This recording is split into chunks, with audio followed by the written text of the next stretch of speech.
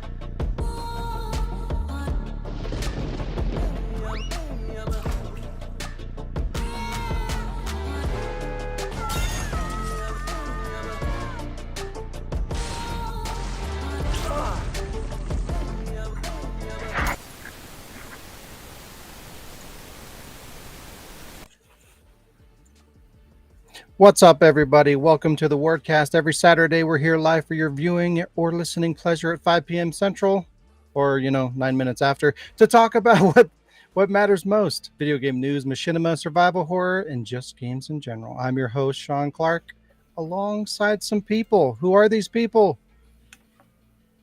They're right over there. Hello. One of them is Jazz Rich. Hello. Another one is Alec Funnel. They asked me to assist as a nuclear holocaust causer. I was happy to accept. And another one is Shayla Hill. Another one. Hi. Another one. Hello, hi, everybody. Welcome to the show. Thanks for joining us on another thrilling episode. All right, what the fuck are you okay over there? Don't die. Are you okay? Nice recovery. Good. Yeah, good job. I don't know what you're talking about. I guess it is a thrilling episode. People are dying live on camera.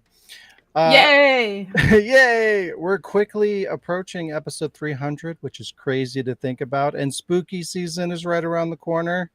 I keep in the other corner. There you go.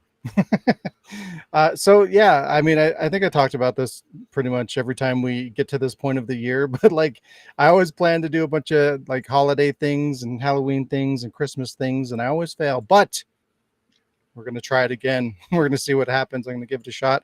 I have a couple things that I have a Halloween video that machinima that is done, and I've been sitting on for like 2 years or something like that, and I think I didn't post it because like I was waiting to get other content in line, so it just has been kind of sitting there in the corner neglected. So that's done. So I will have at least one Halloween video for sure. Hopefully I'll do more than that. And then I have a partial Christmas machinima video that's, I don't even know what percentage, maybe 40% done or something, that is also multiple years old. Jazz, you know of this one because you're like in it and you recorded a bunch of lines for me, and you're probably wondering like whatever happened to those lines because you did them and they never went anywhere. Well, it is for that machinima season. It is. Yeah, it's the little girl lines that you did. Do you remember? No. Yes. Okay. Yes. You don't remember? Do you remember? Yes. Okay. Yeah, it was a good amount of lines. It was quite a bit. And so it wasn't for nothing. We'll make it happen. Hopefully this will be the year that I get to finish that one. And again, more Christmas videos in addition to that. Those hopefully were Christmas related. Yeah. Yeah. Oh boy. Why are you surprised? Everything we do here is spicy. All of it. Mother, father. But yeah, I definitely want to do lots and lots of holiday stuff. I always want to do that, but this year I got to stop saying I'm going to do it and just make it happen. And I'm gonna, even if it's only a couple of videos, we will do it. It's happening. God damn it. Tired of this shit. Yeah, so it's good. It's good. And then I was thinking of two, like maybe if I'm able to, maybe I could do like a couple super chat holiday themed things that could be fun. Yeah, Leon could kill people with pumpkins and Christmas trees. I don't know. We'll see what happens. But that'd be fun. And so yeah, I just got charged again for the podcast hosting service that I've hardly used in the 4 years that I've been paying for it. So it's another yearly reminder to get my shit together and really start pushing for things. So I'm going to be really focusing on getting that going this year. And what that means is I'm going to be distributing. I don't know how I'm going to do it exactly, if I'm going to try to push the video version out onto everything or just keep the video version on the YouTube and then we'll do the audio version for the other platforms. But in some form or another, I do want to get out onto Spotify, iTunes. I want to get back onto Google Play. We were on Google Play for a little while and I just didn't maintain it. So I don't even know if we're still there or not. But I need to get that rolling again. And yeah, that'll just kind of help get us more exposure and things like that. And I want to grow the podcast and start, reaching out to guests and stuff like that, like I've talked about before, and get things going. It'll be fun and exciting. Hopefully, get more people in here and do some fun, entertaining things for everybody all around. Hopefully, it'll be an exciting fourth quarter of the year. Yeah. Sheila's just laughing. What are you laughing at? I don't know. She's stoned. She's on drugs. Exactly. Silent acknowledgement, in my opinion. Lost in the sauce. Lee says, "Did you get the idea from Mortal Kombat with their holiday? There's holiday fatalities. What? That's amazing. I need to see that. I didn't even know that was a thing. So to answer your question, no, I didn't get it from Mortal Kombat. But there you go. Now you did. What? That's not how that works. But enough of all that. Let's get into the podcast. This week we're talking about 343 and Nintendo failing at diversity, Hideo Kojima preparing for his eventual demise, a new fantasy action game, Echoes of the End, and more. Then we're going to talk about the dumbing down of video games, and let's talk about that. And for games, we have Disco and Game Face. Have we played Game Face before? Is that new? I don't remember that one. We have played this before, but it's under a new name. All right. Good. Then we'll close out the show with Nobody Asked Us. Maybe what? I said it's the remake. Oh, I thought you said maybe. I'm like, maybe. Say maybe. But yeah. Before we get into all that, Jazz, hello. How was your week? What's been going on over there?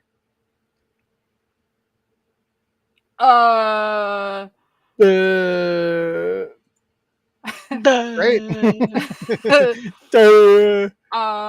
Duh. Yeah.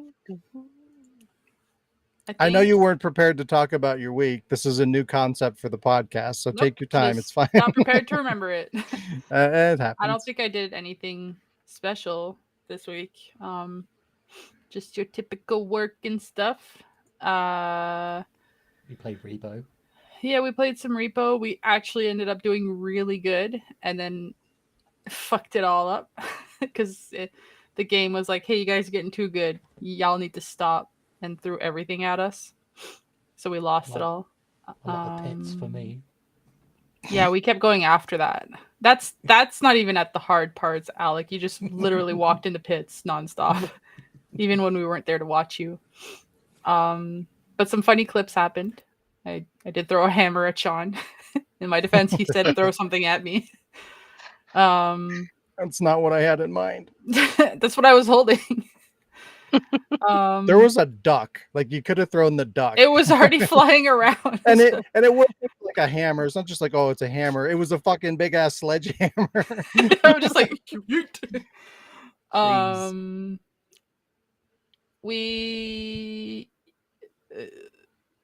I think that's the only thing we played on the computer, because every time we talked about playing something else, we were like, no, let's just try again. And we did Repo again. One of these days, we have to get to 10. We've never made it to 10. Yeah, well, it's because the monsters don't let us. Well, be bitches. And the pits. Yeah, then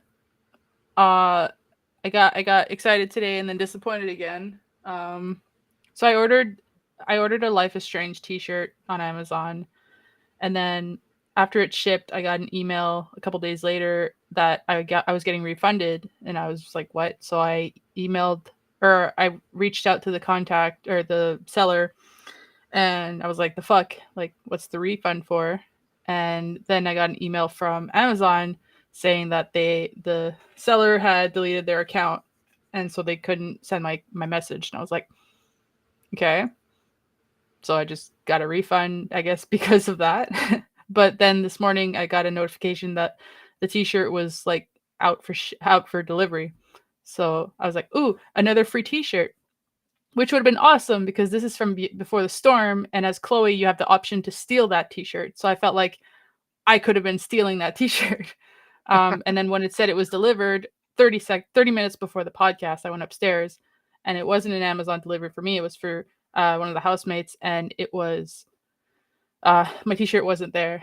And when I looked, it said it was delivered in Scarborough, which is another place in Ontario. And I was like, where is it? So I messaged Amazon and said it wasn't delivered. The fuck? So I'm like fighting for this possibly non-existent t-shirt. Oh, But no. yeah, I'm just like, I got a notification, but there was nothing there. So just wondering what's going on. But at this point, like, I'm not losing anything except my excitement. And I've got another one coming, a different one, but yeah. But it would have been awesome, like 30 minutes before the podcast to get it, because I was gonna wear it for the podcast. So instead, I just remained in my Horizon shirt, and that's fine for me. um, and then today I played 2 new games to me. I played actually Echoes of the End, and it's really cool. It's got good fighting style. The story seems cool so far. It's got a cool mix between like when games have like special magic ability style and swords. It's sometimes like iffy balance between the two, but it works well in combat. It's got like kind of sort of little puzzles to figure out how to get from one zone to the other, so that's neat. Um, and yeah, it feels like I'm playing one of the Tomb Raider reboot games, but also a little bit like Horizon. So it's like it's my kind of game. And I like the main character already. She's really cool. And then me and Shayla played a little bit of Stardew Valley to finally try it, and I can see why people spend hours in there because it's pretty silly. We've passed out so many times because we never make it back to our house in time to go to sleep. Because I ended up playing an arcade all night and then passed out in the street. It was really fun. So the game has realism to it. Yeah, it's just a silly one. Yeah, I like it. Yeah, and I think that's pretty much all that I did. Yeah. Did And you watch a end movie up like not really getting into Banishers? No, I did. I'm just doing that like bouncing from game to game kind of thing. I do a little bit of different ones depending on the mood I'm in. Because that one gave me like the same feeling that Echoes of the End did, where it felt like it was definitely your kind of a game.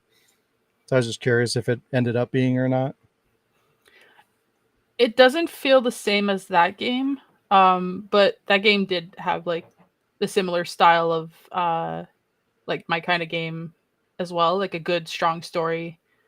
Um, but the play style felt more like a Tomb Raider, in the sense that like you can run but not like dash super fast. Your jump isn't like super far.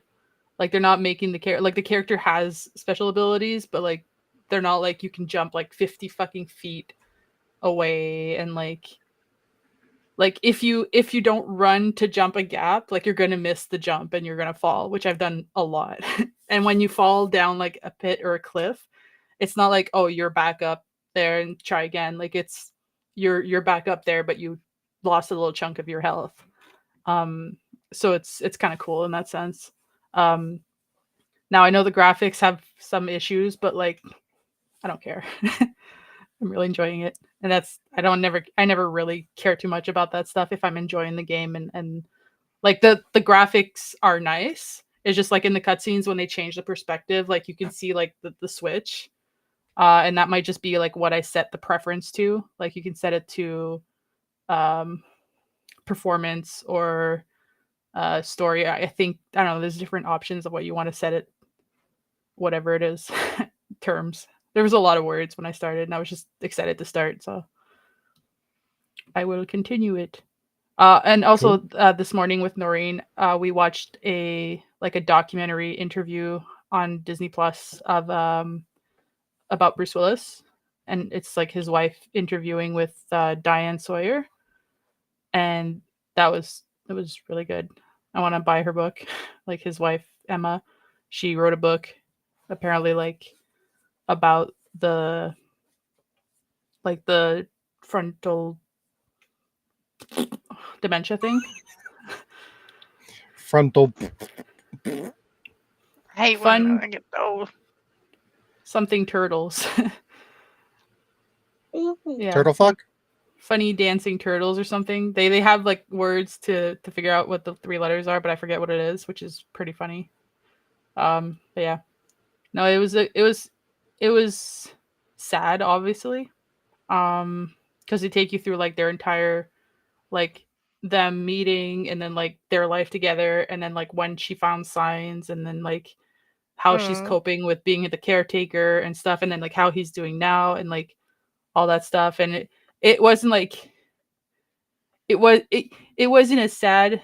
Well, it was sad, but like because it wasn't as long, like it didn't hit me as hard as the Celine Dion one because that one was longer and they really like focused on her like with the cameras, but they didn't put a lot of cameras on him because it was more about like her interview. But yeah, if you're if you're a fan or whatever and you're curious, like it's on Disney Plus and it's a good watch and it's bringing a lot of awareness to something that even doctors don't know a lot about, that kind of dementia. So it's cool. Yeah. I'll have to watch that. Yeah. Even though it is really sad. I like Bruce Willis. Me too. Like a shelf this long of his movies. Yeah. I'm gonna shut up now and pass it to Shayla. How was your week, Shayla? My week was I actually wasn't feeling too good. So I was resting a lot, but when I wasn't, I played Stardew with Jazz and some D&D, and I've been playing more Death Stranding, and I want to Death geek out about Stranding. it so bad, but also avoid some spoilers because I know Sean's not there yet. But like, I really enjoyed. There's a battle on the beach, and it just has some very like Kojima style elements to it that I really enjoyed, and just some like what the fuck wacky aspects, like 50-foot women, and uh, then they go frolic.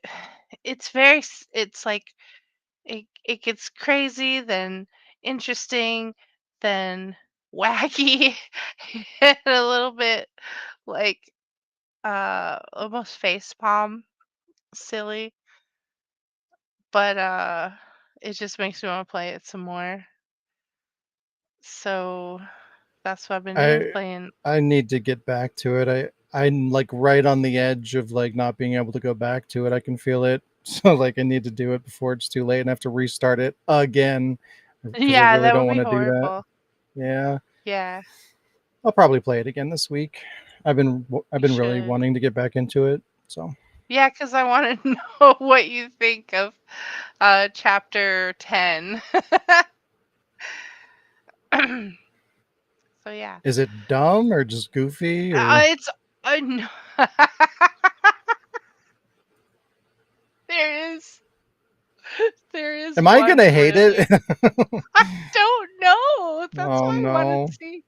No, so here's what's funny is like there's a really dumb thing that happens, but there's also like a fuck ton of cool stuff that happens. So, um so I don't know. It's like I don't know if that one dumb thing's gonna throw you off enough. Uh, but yeah, a lot of like cinemas happens and a big battle happens, and uh, I get like Higgs is just a really good villain. He's fun and he's fun to beat up too. But yeah, that was basically I unfortunately didn't watch much other than like a lot of like indie YouTube. There's been some cool animation stuff, like there's I Don't Want to Be a Magical Girl, and um Glitch released some new animated show. So I've been just kind of watching random stuff, and then the algorithm would recommend more. So I've been like watching kind of like indie animation pilots. Um but yeah, other than that, that's my week. How about you, Alec? Me? Yeah. Yeah. Um, I watched the final season of The Rain.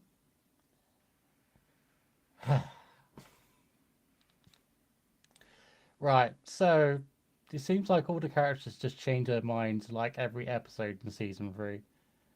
And it was just disappointing, giving the show all that time just to be like, okay, I'm going to do the right things now because reasons that I will not explain at all. Done it. Boom. Yay. I played some Indica. It was new to me. I didn't get too far as I couldn't quite work out what to do while holding L2 to pray and let go to demonic faults, and I was like, Doesn't what? it like warp the environment so that like it Yeah, can expand and retract like elements of the environment to solve puzzles?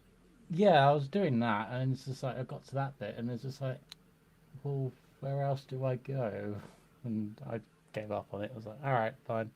But I do appreciate that it's different, and the whole physical thing of uh, the nun going to empty 5 jugs of water into a thing just for the person to tip it over. Like, the fuck? So, yeah, good experience on that one. Explaining the character. I played new to me Bomberman 94. Lots of flowers to blow up, so yay! I played Space Invaders for the Atari 2600. Why? So Something to random. do. Something to do. I was playing my new thingy. I played Lemmings. I forgot how bad it can be sometimes. I was like, this was not good nostalgia. I played new to me Shadow Tower Abyss, a PS2 horror game. I mean, the controls are a complete horror show. And yeah, I played for a little bit because when I first played, getting used to controls is like, nah, this ain't happening. But I go down a little corridor and this pillow lands on me, kills me. I'm like, great, start again. Wait for the pillar to drop, go down further. Oh, now there's enemies to shoot. You only have 12 fucking bullets. I don't know, because after the first 12 bullets, you're out of ammo. And great. And then by the time it got to the point where you have to try and catch one of the enemies, I'm like, well, what with? This game has not explained to me how to catch a fucking enemy, and plus the enemies are still trying to kill me whilst I'm running out of fucking ammo. So It's funny. We'll have to kind of talk about that a little bit more when we get to the let's talk about let's talk about that segment, because like that's kind of the topic is like how different video games are now and how they're, in my opinion, are kind of ruined. And what you're talking about is kind of part of it, where it's like back in the day, they didn't really give you anything. Part of the experience was going in and kind of learning through experience. And I get that that can be frustrating, and there should be like a middle ground between like getting some information and explanation and tutorials, but not everything. Because to me, like I enjoy even though it can be a little bit frustrating, I enjoy kind of going in and not knowing what the fuck is happening and just learning and experiencing things on my own and figuring things out like that, rather than them just being like, oh, you died once from this, now they tell you to go over here and do X, Y, and Z, and then you move forward. You know what I mean? Like, it takes the joy of like, I hit a wall, now I have to figure it out. The game's not going to figure it out for me and tell me, you know, it's up to me to overcome this obstacle. Like, I feel like not only is that more enjoyable and rewarding, but it's actually beneficial, especially to like younger people that are playing video games, because it actually teaches you like how to, you know, critically think and, you know, overcome challenges, and like it actually reinforces healthy ideas and learning concepts, and I feel like that's kind of been removed. But yeah, we'll talk about that more later. But I'm just kind of curious, like, were you annoyed by that, or did you actually enjoy that element of that older kind of game design? I think if I was playing it and it was new to me, like during the PS2 era, maybe I would have given it a bit more of a shot. But yeah, I was just like, I got other horror games to try, and just like, yeah, I'm done with it. Plus, I found out that there was a Shadow Tower on the PS1, so I was like, all right, perhaps I should go back and watch that first rather than jump onto the sequel. But yeah. And then finally, I played and completed new to me Stubbs the Zombie in Rebel Without a Pulse. And I enjoyed the game. Although there were times I wish there were more music in the background, because sometimes you're just going around chewing on people and there's nothing other than the repeated lines over and over. I'm like, ugh. That's weird. Did you play it on emulation? So I got it on the PS4, on the jailbroken one, so I technically got it for free. So yeah, I think it was the remake version, not the Xbox original version. If that makes sense. Yeah. But yeah, just the repeated cries of the humans being like, "No, don't eat my fruit," or "I have wife and kids." And every time I heard "I have wife and kids," I'm like thinking of Homer Simpson. "I have wife and kids. Eat them first." So, yeah, but yeah, I enjoyed it, but I don't think I'm gonna play it ever again. So I've done something. I completed a game. Good job. And one other thing, I started playing MGS4 again. It's been so long since I played MGS4, and I started playing it on the Boss Extreme mode, and I got up to where Metal Gear Rex is trying to beat Metal Gear Ray. Oh, yeah. Yeah, it's fucking tricky, especially the raging Raven. Fuck me. Oh. But yeah. Sean, how was your week? My week was okay. I played games. I played Repo, like we talked about. I played a little bit more Shadow Labyrinth, but not a whole lot. But it's good. It's a good game. I fought my first ghost, because like the Pac-Man ghosts, like they're actually in the game, but they like possess like machines or something, and like they turn into like a different kind of monster. It's interesting. It's pretty cool. What else did I play? I caught up on a lot of demos that I've been meaning to play.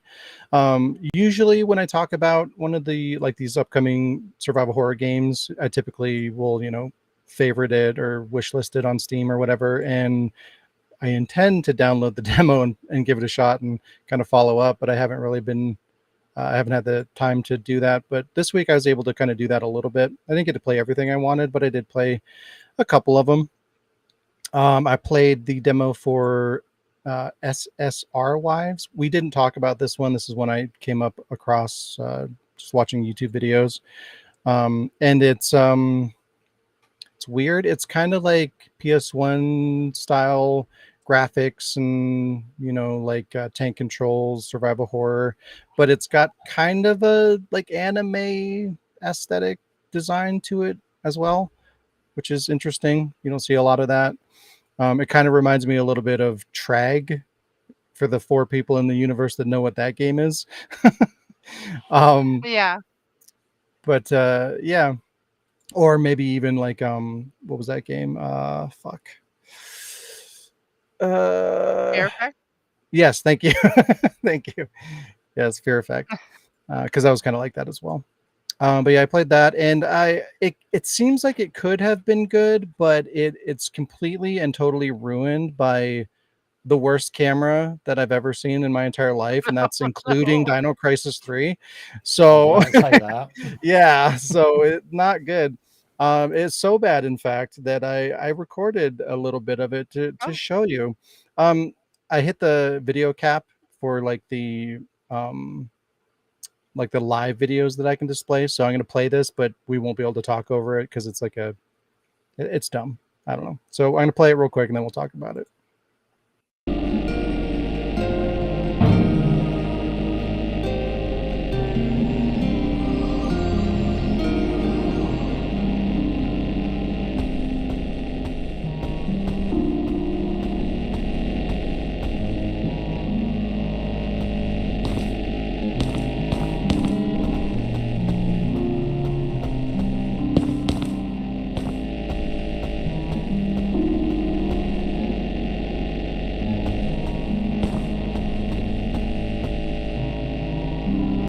Wow. So Okay. and the only reason you could see me at all is because if you push a button, it'll kind of try to focus the camera into the center, and it kind of sort of works sometimes depending on, I guess, the design of the level, because I guess the structure of the environment will like interfere with the camera or something. I don't really know how it works, but it was fucking horrible. That's bad. Yeah, and I had to do that. Like That's I so had to weird. basically the whole time I played it, I had to be holding that button for it to center the camera. So it's like I'm holding this random camera focus button, holding the run button, and doing all the other things simultaneously. And it was just like I'm thinking this could be fun, but it's just having to deal with fighting with the camera the entire time was just ruining everything for me. The So the meeting for that game, the round table for that game is like, all right, man, I got this idea. We're gonna make a horror game where you can't see. Like what? yeah. Yeah, like there's gonna be stuff you can see, but like the important stuff, like your character, you just can't see it. Yeah. Not cool. I also played the demo for Deep Nine, which is a kind of Dead Space version of the Killing Antidote, where you like get to go through and unlock outfits and dress up your character and all that dumb shit, but it's in space. And it's fucking awful. I mean, Oh. that's harsh. It's okay. It's just like if you compare it to its clear inspiration, The Killing Antidote, it's not, it doesn't even hold a candle to that.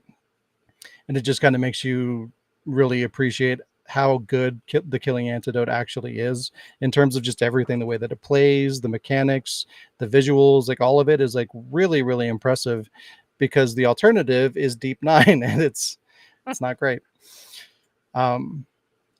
And then I played a little bit of that demo for The Dark Hours. I don't know if you remember that one, Jazz. You talked about that one a while ago, and Yeah. I I liked it, but it seems like it might be one that gets kind of old quickly. Like it seems like it's kind of simple. Have you played much of it? Like the actual game itself? Because you bought it, right? Dark Hours? Yeah. No. No, it says you have it on Steam. I might be thinking of a different one.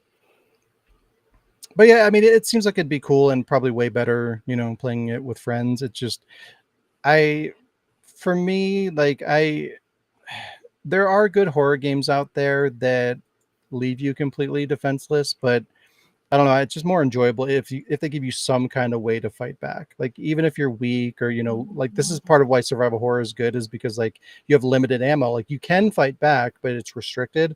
Like I don't like it when they completely remove your ability to defend yourself. I always find that annoying. And this game kind of seems that way. It's like the only weapon that you seem to have is like a stun gun with like 2 bullets, and like that's all you can do. And if you get hit one time, you're dead. So like I get the challenge of that, but at the same time, like that's why I prefer Repo over like Lethal Company, because like, oh, you can get the guns and you can get the melee weapons and you're still weak and you can die fast, but you have a fighting chance. You can actually, fight back. And I feel like that's an important mechanic in video games for me personally. But this one wasn't. It's like a stealth heist game. It's not supposed to be a fight back game. It's supposed to be like you can throw your friends at like as a distraction, or like it's like try to make it out and like use your friends to your advantage kind of thing. Oh, okay. Yeah, and I only played I did one round. So I mean I didn't play a whole lot of it. So I could have just got like the wrong expectation from it. So yeah, I'd be willing to give it a shot and try and play more of it. It seems like it could be fun. Yeah, I Is bought that it, but I haven't installed it yet. I just got it okay? because I assumed that we were all gonna maybe try it at some point, or Okay. I wasn't sure. Yeah, I'm willing to give it a shot. It seemed like it could be cool. And then what else did I play?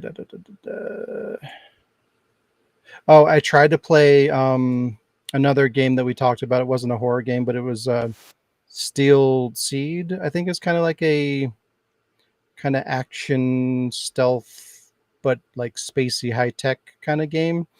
That looked pretty cool. And I downloaded the demo actually a long time ago, and I was meant to boot it up and give it a shot. And I was going to do that this week. And when I did it, it apparently had been removed. So when the game came out, they apparently removed the fucking demo, which is really shitty. Yeah. And that's annoying too, because this is a reminder, everybody. The things that you download onto your computer through Steam, even though you downloaded it onto your computer, does not mean you have access to it or that you own it. Like Steam still has to verify it. So like at any point they can remove your access to the games that you have installed on your hard drive, because Steam is the initiator. So like all your files don't work without Steam. So just kind of sucks. Because I know a lot of people have a shit ton of games on Steam, and it feels like I see people talking about, hey, this is my Steam collection that I own. But like, no, not really. And it's just like, if you understand that you're not getting that shit and that you don't own it, like it's fine, do whatever you want. But it's concerning that a lot of people probably don't even realize that that's the case. But yeah, lots of demos. Death Stranding, hopefully this week I'll get that going again, and then I want to go through more of Shadow Labyrinth, and yeah, so that's probably what I'll be talking about next week. Other than that, I worked on just podcast stuff and the usual nonsense.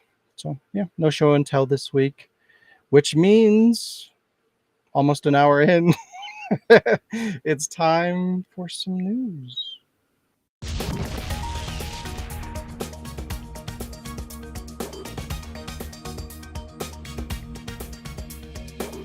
It's time for some news. I forgot to do this. Guess fucking what time it is. It's time for some news. Just in case you didn't realize. There you go.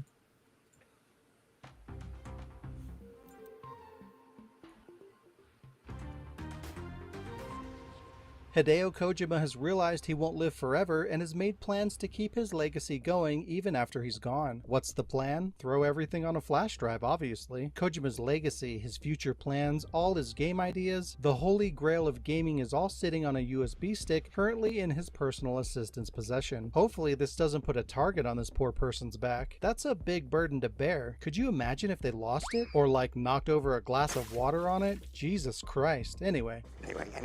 Apparently Kojima's had a rough go of it as of late. He recently turned 60 and says he's feeling it. Going through the pandemic took a toll on him as well. He fell seriously ill during that time, had an eye surgery, and saw a lot of people around him pass away. While he was sick, he couldn't work on anything, and all this got him to thinking, how much time do I actually have to create? Maybe 10 years? This has pushed Kojima to take on more projects, set up his USB backup plan, and really get things going. Kojima said, I gave a USB stick with all my ideas on it to my personal personal assistant, kind of like a will. Perhaps they could continue to make things after I'm gone at Kojima Productions. This is a fear for me. What happens to Kojima Productions after I'm gone? I don't want them to just manage our existing IP. On a recent podcast, Kojima touched on a few projects that he'd like to make, but he doesn't believe anyone would want to play them. One idea has you start out as a baby being born, and gradually over time you become an adult. You fight enemies as you go, but the older you become, the weaker you get. Your eyesight worsens. Things like that. When you're a teenager, you run faster, but by the time you reach 60, you slow down a bit. The aging process would affect your strategy. When you're young, you're more able, but when you're older, you're smarter and have more experience. The differences would affect how you strategize and deal with enemies. Another game idea would have your character forget things if you spent too much time away from the game. If you take too long of a break from the game, the character would forget things like how to fire a gun or what their job is, eventually leading to the player not being able to move. Pretty interesting ideas, but hard to say if ideas like that would work in the real world. What do you think? Can you imagine a world without Hideo Kojima? Whatever. Would you play games that punish you for getting older or not playing frequently enough? He put everything on a USB drive and then gave it to Sam Porter Bridges. Wow. Yeah. He's like, take Yeah. this. I mean, would you I want that responsibility? I'm sure that's not like the only copy of it. I would hope, but still, like that's still a lot of pressure. Like if you were to lose something like that, and like somebody gained That'd suck. access to like everything he had, that'd be crazy. He actually gave her a blank USB drive and he kept the, It's a only full test. one. He's gonna bury On himself with it. He like swallowed it. On it, it's just a video of him saying Konami are a bunch of wankers. That'd be amazing. He's like, lol, JK, fuck you. What about those games? Would anybody be interested in playing those weird off the wall concepts? No. Yes, No. I'll give it a Just go. real life. 100%. Yeah, It's kinda. extra funny because like that already happens. Like you've been literally talking about how like I spent too far from. I need to play Death Stranding or I'm gonna forget what I was doing. It's because I'm so old. Yeah. It's interesting. It's just sad because like that day is gonna happen. Kojima's gonna die, and like the video game industry is just gonna feel like less than it was before. It's gonna be a very, Mhm. very sad day. Hopefully that's Okay. way in the future, but you know. Just kind of look at it as it's good that we've had him for so long. So It's true. He's That's been the other doing way this to for look at it. such a long time. Like it's crazy. I mean, when you think about it, when you get to that kind of status, you can just retire and be like, yeah, all right, I'm good. You guys go ahead, ruin my baby. It's fine. So, yeah. Yeah. Cool. Anything else before we move on? Nope. Okie doke.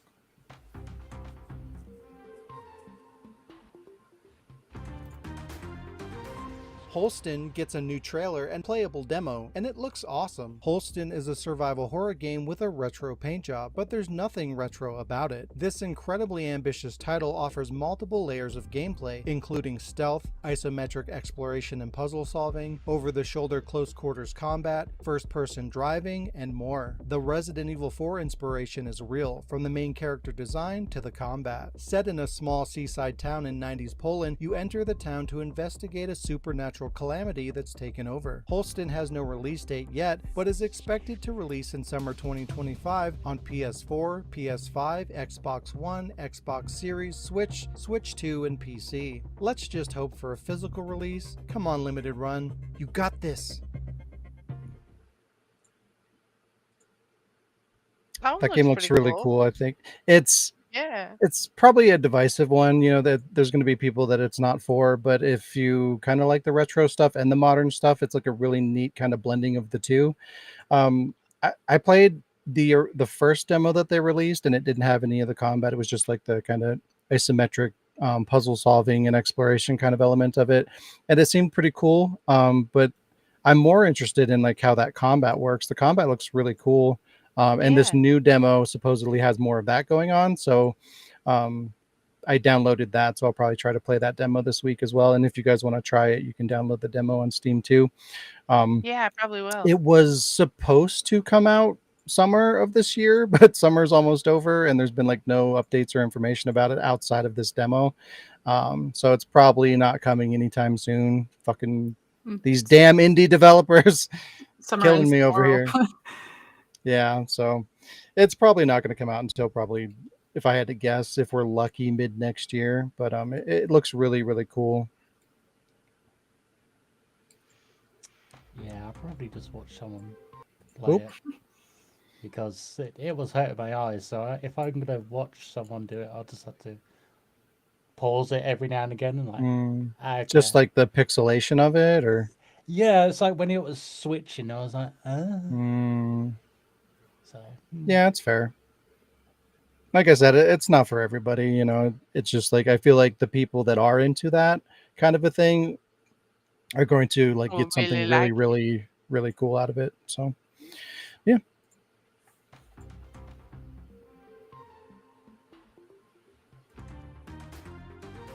Echoes of the End is a cinematic action-adventure game that follows Rin on a quest to save her brother. Rin wields powerful magic in addition to her sword-fighting skills, which will come in handy as she traverses the harsh wilds of Iceland. She'll face off against a wide variety of monsters, humans, and the living dead. Bending gravity in the environment itself, Rin and her companion Abram must work together to solve puzzles and fight through anything that stands in the way of her mission. The game was almost shadow-dropped, announced in June and releasing in August.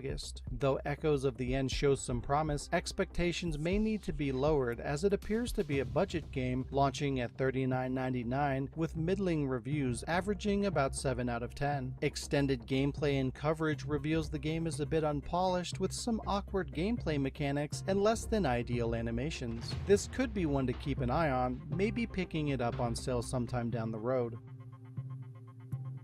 No physical release has been confirmed, but PlayAsia is currently listing a physical copy in both PAL and NTSC regions. However, knowing PlayAsia, this listing likely isn't based on any concrete information and could disappear faster than Nintendo's integrity.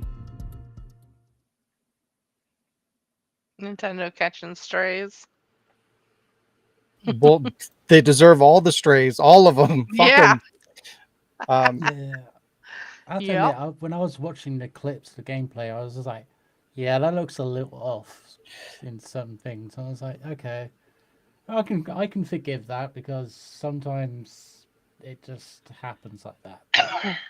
Yeah, like it's not a necessarily a stab at it for being like a budget game. Like there's a market for that and there's room for that. And I've talked about this a million times. Like, you know, for me, like what a particular game is worth is really important to the experience for me. Like that's going to color my enjoyment to a degree because like if I feel like I've been ripped off, you know, that's going to affect my overall like how the game leaves me when I'm done with it.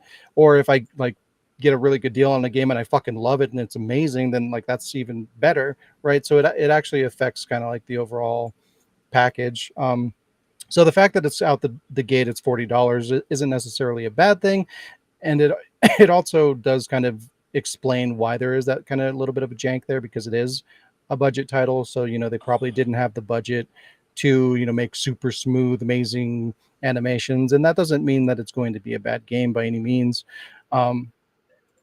Whoa!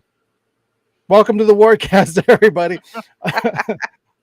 But yeah, like it's hopefully that didn't come across in a way where it's like, oh, this is a budget title, don't buy it, because that's not the case. It's just more about like have the right expectations going into it because it's $40. You look at the gameplay, like you said, Alec, there is a little bit of jank and weirdness, and some of the mechanics might not be as polished as you would expect from getting like a modern AAA game. So as long as you have that in your mind and you're not expecting that, I think you'll probably walk away enjoying your experience. And it is already on sale, which is good and bad. It is cool that you can already get a really good deal and get it for around $30, but at the same time it's not good for the publisher because a game that came out 30 days ago is already on sale. Like typically that means it's not selling well, unfortunately. So that's unfortunate. It looks cool though. And Jazz, you're liking it, right? Yeah. Cool. I do want to pick it up. I probably want to wait, obviously, until it gets a hopefully physical edition down the road, and then I'll probably end up getting it then. So, if it happens. You know, play Asia. Probably won't happen, but we'll see. Did you have anything else you wanted to talk about in terms of Echoes of the End, Jazz? You have the most experience with it than any of us. So, but I mean, I know you talked about it already. But I didn't experience any jank with the combat and combat movement. I mean, it seemed to move fine, and like other than the perspective change, which again, like I didn't really pay attention to the setting that I chose at the beginning. I was just in a rush to just get started. And you've seen that short little clip that I sent you. It's pretty. Oh yeah, it looks great. The visuals are great, especially for a fucking budget game. You know, like it was cheaper than Claire Obscure, and it still looks really great. So that's impressive. And I managed to get stuck in the wall, so you know. Yeah, bonus I was wondering glitches. if you could have found that some was my glitches. bad. I used the gravity thing to pull a thing out and didn't realize it retracted, and I jumped on it and I ended up like glitching and retracting into the wall, and then I couldn't get out. So I had to like close the game, and then I was like, oh, I'll load it back later. Yeah, you have to, when you get into like more in-depth combat and like the magic and stuff like that, you have to talk about it a little bit more and let us know kind of what you think. Yeah, it's pretty cool. Like so far I've noticed that you get like skill points the more you level, and you can like put your skill points in like different defense skills, different like magic skills, like different abilities that you can use, or into like your sword skills, your different fighting skills. And Abram, the partner guy that you were talking about, different abilities with him. That's cool. Yeah. Plus, you know, another video game where a female character looking for her brother. Don't get sick of those. Why is that such a popular thing? I don't know. Weird. We gotta find a sibling. Because he was weird. useless. You saw him swing a sword. He went like this, and then he got his sword and got punched in the gut. And he's like, "Okay, I'm done." Yeah. Fucking loser. Lee made a good point. Borderlands 4 is jank and cost a fair bit more, and is a AAA title from a AAA developer. So, as the fourth of a series, you expect high expectations from that. Yeah. So, all that said, you know, it's probably fine. Anything else before we move on? No. Okey-doke. Rin.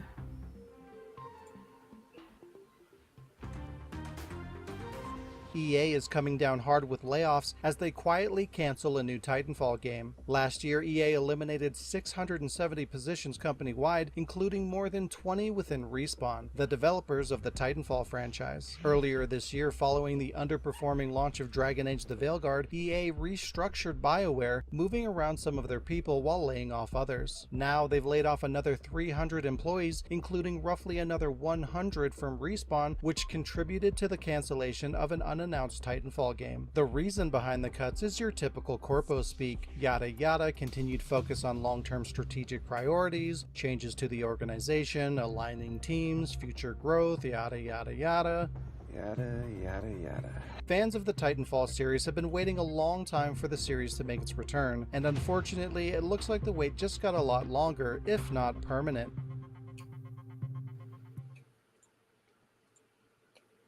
Anybody care about Titanfall? Nope. No.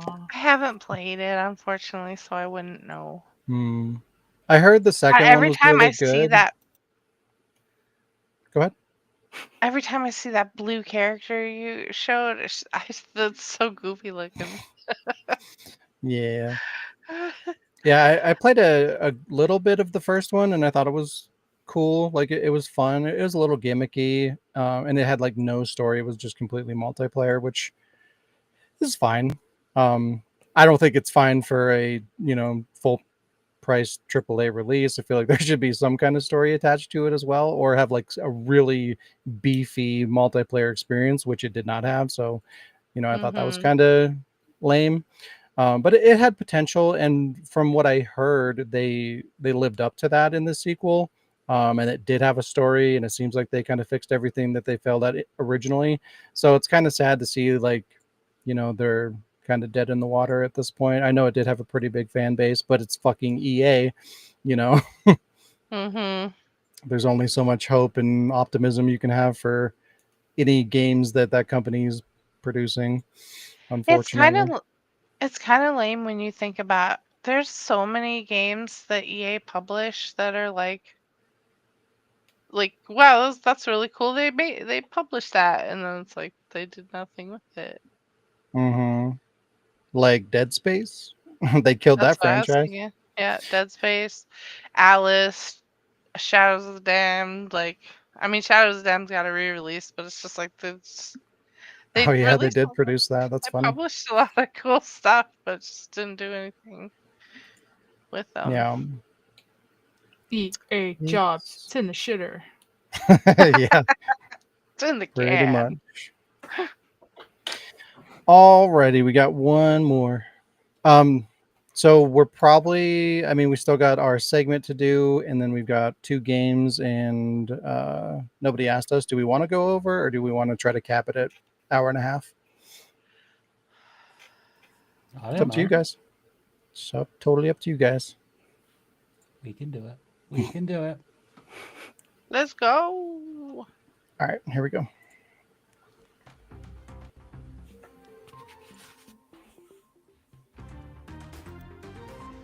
343 Industries and Nintendo do not understand equality or inclusion, and it's never been more clear than now. 343 or Halo Studios, insert cringe now, are celebrating Disability Pride Month. I didn't even know this was a thing. Why is this a thing? Is being disabled really something to be proud of? I'm pretty sure people with disabilities want nothing more than to be treated as normal people. This isn't something to be celebrated. I don't think Ethan Winter's first thought when he lost his hand was, oh, I can't wait to celebrate this in July. Halo Studios is celebrating the occasion with in-game cosmetics, like armor coatings, visors, and emblems to pander. I mean support. Make no mistake, these companies don't care about you. They just want to draw you in and keep you in so they can take as much of your money as they possibly can. In this regard, they actually do embrace DEI. They'll take that money from anyone and everyone. True equality. The team took to Facebook saying, this initiative recognizes that strength comes in many forms and that everyone, regardless of disability, has a place in the Halo universe. Again, is straight up separating these individuals from typical people really doing them a solid? I'd imagine, since you can't see them in real life anyway, because they're playing a fucking video game, they can and would prefer to just be treated as if they had no disability at all and are just, you know, people. But why do that when you can slap a wheelchair decal on a Spartan's helmet to celebrate? Let's go celebrate, right? It's also worth acknowledging the lore of the series and, you know, objective reality that disabled people are not permitted to join combat-oriented military. According to the Disability Independence Group, the military has strict medical standards designed to ensure all service members are deployable and able to perform the full range of duties required in their specific roles. These standards often disqualify individuals with physical, learning, psychiatric, or behavioral disabilities. This is because these conditions would put both them and their team at risk. It's not discrimination, it's there to protect people, and it's common fucking sense. But Halo Studios isn't alone. Nintendo joins the inappropriate capitalization of disabled individuals with Drag X Drive, a 3-on-3 basketball-ish game with wheelchair-bound players. I could be wrong here, but doesn't the magic of video games offer the player a chance to experience things they can't in real life? Like fight a dragon, or like, I don't know, play basketball for instance? This is something more and more commonly creeping into entertainment. We have gods in wheelchairs, and even mages and warriors who could ride dragons, float through the air, or, you know, be healed by magic or potions. But don't? It just doesn't make any sense. Excuse me, what? Do you really think wheelchair-bound people want to play wheelchair basketball? Or do you think they'd just like to play basketball? Go ask somebody in a wheelchair what their preference is and see what they say. Or, better yet, maybe leave them the fuck alone and let them be normal people like everyone else. Bungie, Nintendo, you've done enough. Stop.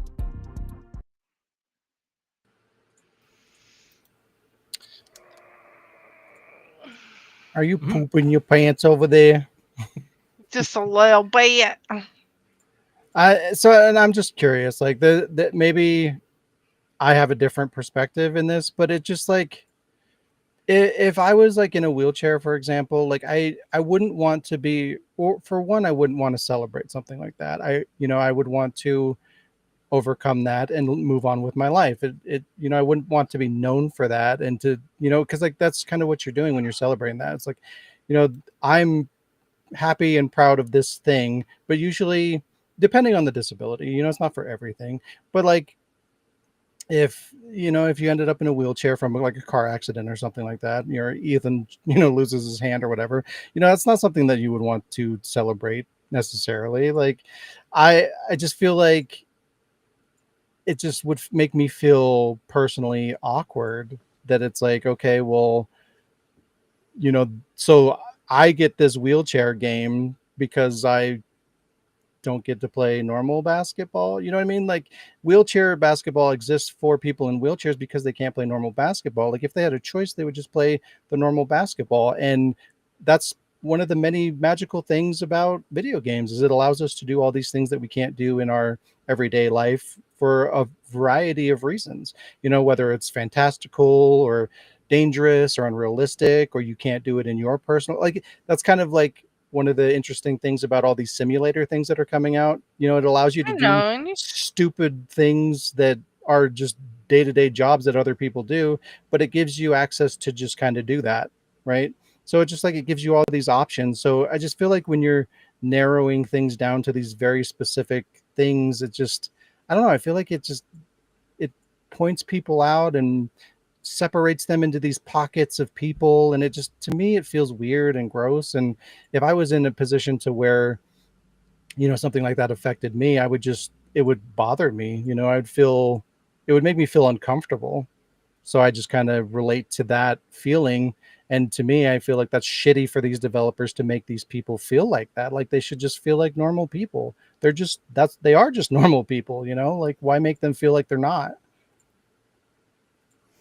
Yeah, I get that because, like, as I kind of explained before, for me, if I'm playing a game, I just want to escape and get into the game, kind of thing. It's not important for me for the character to be straight, gay, a potato, whatever. It's more of the escapism. So let me play this story and get entranced into the story without it being shoved down my throat. Oh, because you're this person, we're gonna tick this box and say, yep, you're gonna enjoy this because you're this person. Yeah, Yeah. it pushes me away from that and puts me more towards normal stuff. Yeah, and it's hard for me to relate to that in the first place, just because, like, for me, like, on average, like, I don't like, I'm not looking to put myself into a video game. Like, I'll do that every once in a while for shits and giggles, but 99% of the time when I'm playing a video game, I want to be something very different than me. I want to be cool and well, I'm not saying I'm not cool or anything like that, but you know what I mean? I want to be this like awesome, fucking super fantastic bodybuilder, magic user, things that I'm not in real life. It's a power fantasy, right? Yeah. So like, that's what I want. I don't want to just be me. And I would like it even less if I'm limited to my real life capabilities. Like, that's just sucking the enjoyment and making me feel less than. Like, it should be fun and empowering. So That's how I see it. this is also what I mean by when I play the old wrestling games, because they're more fun. You can do all kinds of crazy shit. More like, unlike the new ones where it's so stimulated and you think, I want to throw someone off the top of this giant fucking electrocution's chair. So it was like, come on. Yeah, like, that's the thing. Like, the more they narrow things down, the less fun it becomes in the name of realism or whatever you want to Mm. call it. It's like, these are video games. Like, it's supposed to be fun and over the top and sometimes dumb, and it just, I don't know. It just bothers me. Yeah. Oh, like I've said, just let it go to thingy and then let it burn, and then we'll go back to fun eventually. Yeah, I hope so. But yeah, we'll go ahead and move on, which means it's time for the segment. So we're going to get into that. Grab yourself a cup of tea and let's talk about that. I put it in there. It didn't really fit, but I put it in there. I like you made it and I used it. But yeah, so basically, I just kind of wanted to talk a little bit about the dumbing down of video games, where you're seeing this more and more every day, just the way that video game experiences are being approached and designed, and they're like I was talking about earlier, they're taking away our kind of like critical thinking skills, and like depth is going away for accessibility. And like not like accessibility is kind of a complicated thing, because there's actual legitimate accessibility that actually makes games playable for people with disabilities to play games. Like, that's different. I'm talking about more like general terms of like just simplifying games for the average user, yellow paint tutorials and dumb shit like that. Like, we're dumbing things down, like we're being treated like we're a bunch of idiots, and we can't think ourselves out of a paper sack, kind of a thing. And as time goes by, like, that seems to be getting worse and worse. And I wanted to look at and talk about why that's happening and kind of what that looks like a little bit. Like, we're not going to go super in depth, because you could probably do a whole podcast about that. I just want to spend maybe, I don't know, like 10 minutes or so on it. But yeah, there's a lot of stupid people in the world, as you guys probably know. And publishers want to make sure that their games are accessible to everyone, even the dumbest of the dumb people, even people that don't want to play video games, people that are going to nitpick the simplest of things. It's too hard, it's too that, it's too this, I'm not good enough, or whatever. And then so like the producer or the publishers are going to look at that, and they're going to consider that when they're creating their next title from all those comments and feedback that they're getting, all these complaints.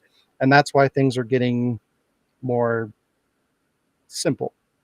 Basically, it ends up watering down and damaging general gameplay experiences for everybody.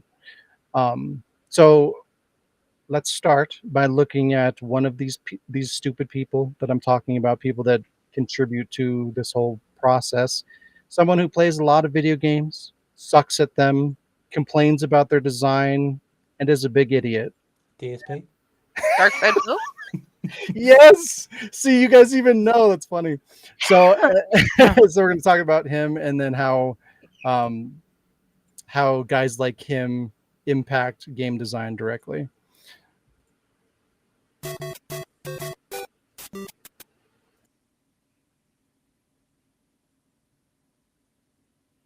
And yes, I am going to make money. I am going to ask for contributions, and you're going to like it. Awful. Look at this. They spawned me. I'm not even kidding you. They spawned me facing this corner. So as the round started and I went to start running, I literally just walked into a corner. That was their spawning engine. Like, did you see what happened there? Like, literally spawned, wasn't looking at the screen, and just spawned holding up, and he ran into a wall, and that was not his fault.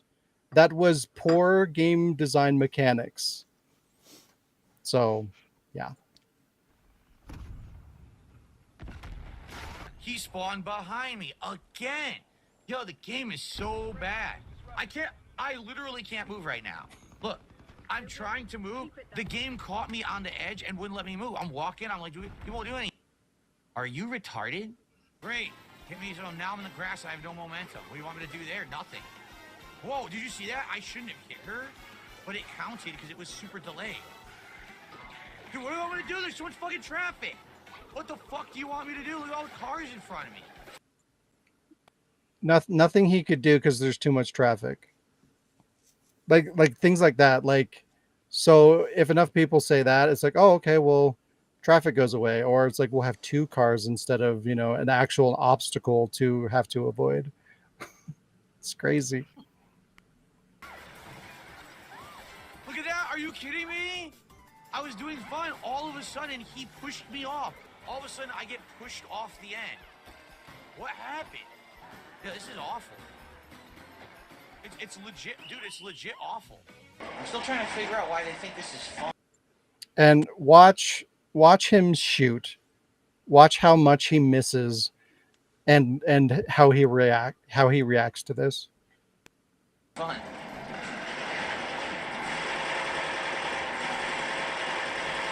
Here we go, he's Impervious to bullets. He just like aimed straight ahead, shot a bunch, aimed at nothing, and missed everything, and it was the game's fault. Like, this is why auto targeting and aim assist happens. Like, it's fucking wild. Wow, he's amazing. Clear Obscure stream. And I included a little extra bonus footage here just to kind of give you an idea. It's like, it's not picking, like, for the 5 people that don't know who Darkside Phil is, like, it's not just picking on some innocent guy. Like, this guy is a douchebag. He is a piece of shit. He's an asshole. He takes advantage of people. He's just a terrible person. So have no sympathy for this guy. Like, it's insane. Outside of that, I literally don't know what else to do moving forward. I want to continue to play and finish these games. But I also can't be like, oh, time to play Clear Obscure, so time to make $5 an hour today. I'm going to get significantly less enjoyment out of doing that. So let's read it anyway and have a good laugh together. I'm a big fan, but I watched some X clips. You need to improve on begging, wasteful spending, diet, and overreacting. I don't have to do anything. The things you're begging, I can ask for contributions whenever I want on my own stream, and I can conduct myself however I want, and you'll like it. Too bad. That's my prerogative, and you have no right to try to boss me around and tell me what to do, because you're not my dad, and you're not my boss. I'm my boss. Get it, Chief? Okay. How about wasteful spending? I can spend my money however I want. Right now, I could literally blow thousands of dollars on nothing, and you'll like it, because it's my money. It's not your business. Deal with it, Chief. All right, diet, I can eat whatever the fuck I want, because it's my life, not yours. Therefore, deal with it. I can shove delicious Takis encrusted chicken sandwiches into my mouth on stream, and you'll watch it, and you'll like it. Get it, Chief? You don't get to boss me around because I'm nobody's bitch. And like, this is a guy that literally begs hundreds of times per stream for money. This is a guy that fucking is like, I can't pay my taxes. I'm going to lose my house. Can you guys give me money? And then he flips it around, is like, I could do whatever I want. It's my money. Like, what? I'm going to feed my fat face with the Takis. Like, pick a lane, dude. Right. Like, if you're just streaming and you're getting a bunch of money because people want to donate to you, great. Spend the money however you want to. But like, when you're manipulating your audience like that and like taking their money under false pretenses, and then you're gonna blow it for dumb shit like that, they have a right to complain. Like, that's kind of fucked up. But like, this is the kind of guy that he is. And then this is a game developers conference presentation about God of War, and they cite Phil as a direct source as to why and how they implemented a guidance resolution based on specifically him and people like him. I want you to watch what the player does here as he boats around.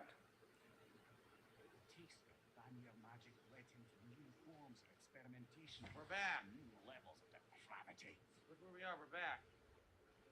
Okay, so in this example, the player is exploring the hub. They've been correctly taught the shock arrow mechanic.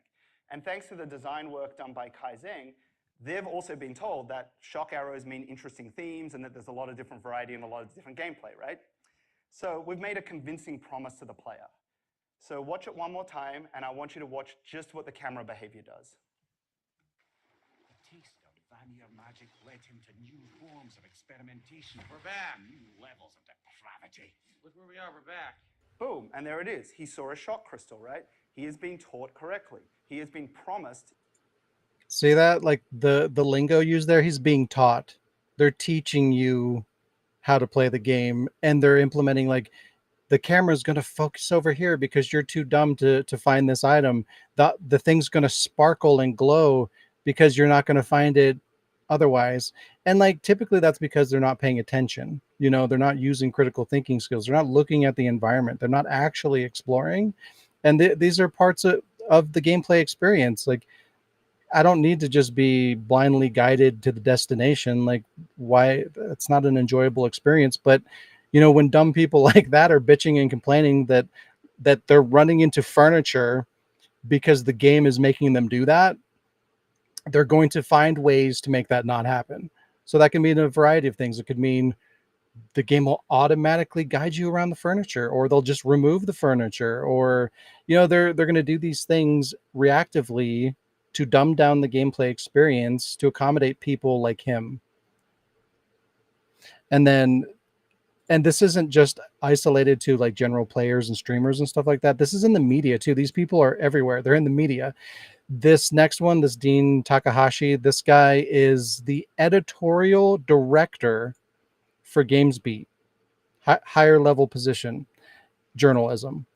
And let's see how he plays video games. He reviews games.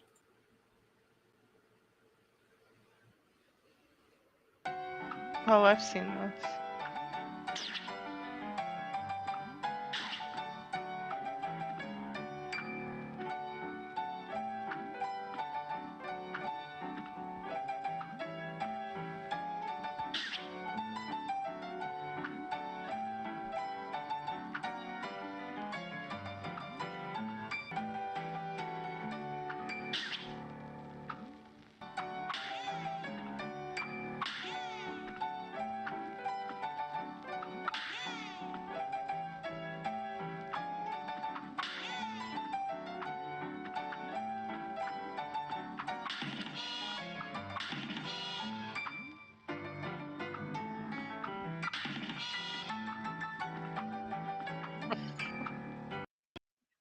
Did you have a question, Alec?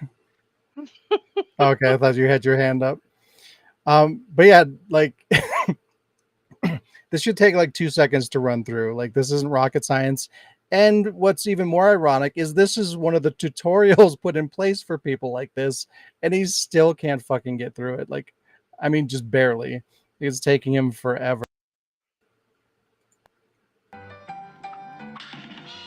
And this is someone that's going to review the game. So this is going to color their opinion.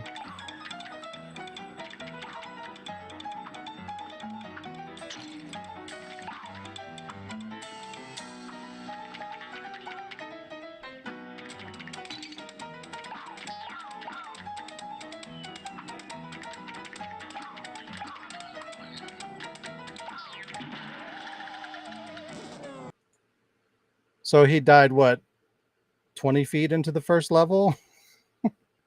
And again, like it's okay to like be bad at games. Like, not everybody needs to be like a pro level player, but when you're talking about someone that's like reviewing the game, like you should put somebody in place that knows that genre, that is going to have like a genuine relevant opinion to what they're playing. Otherwise, if you put like some sports person in to review like a like a I don't know, a 2D beat 'em up or whatever, like they're by default, you know, that might not be the kind of game that they're going to play or excel at, and therefore it's more challenging for that person, and it's going to come across as very difficult.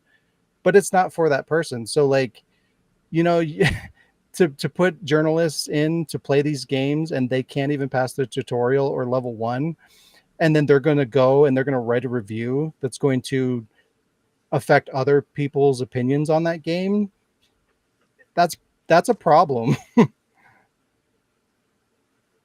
And that's why games get easier. Well, I would say if you know a person generally sucks at playing a game, and it's just not just one game, it's multiple games that this person sucks at playing, every type of game that's thrown at them, then I'm just going to be like, okay, I don't care about what this person thinks, because I'm just going to go on and play it for myself anyway, because I know this guy's a dumbass. So Yeah. But it is annoying that some game makers are dumbing it down so much that, when it comes to usual players, they'll be like, okay, where's the challenge in this?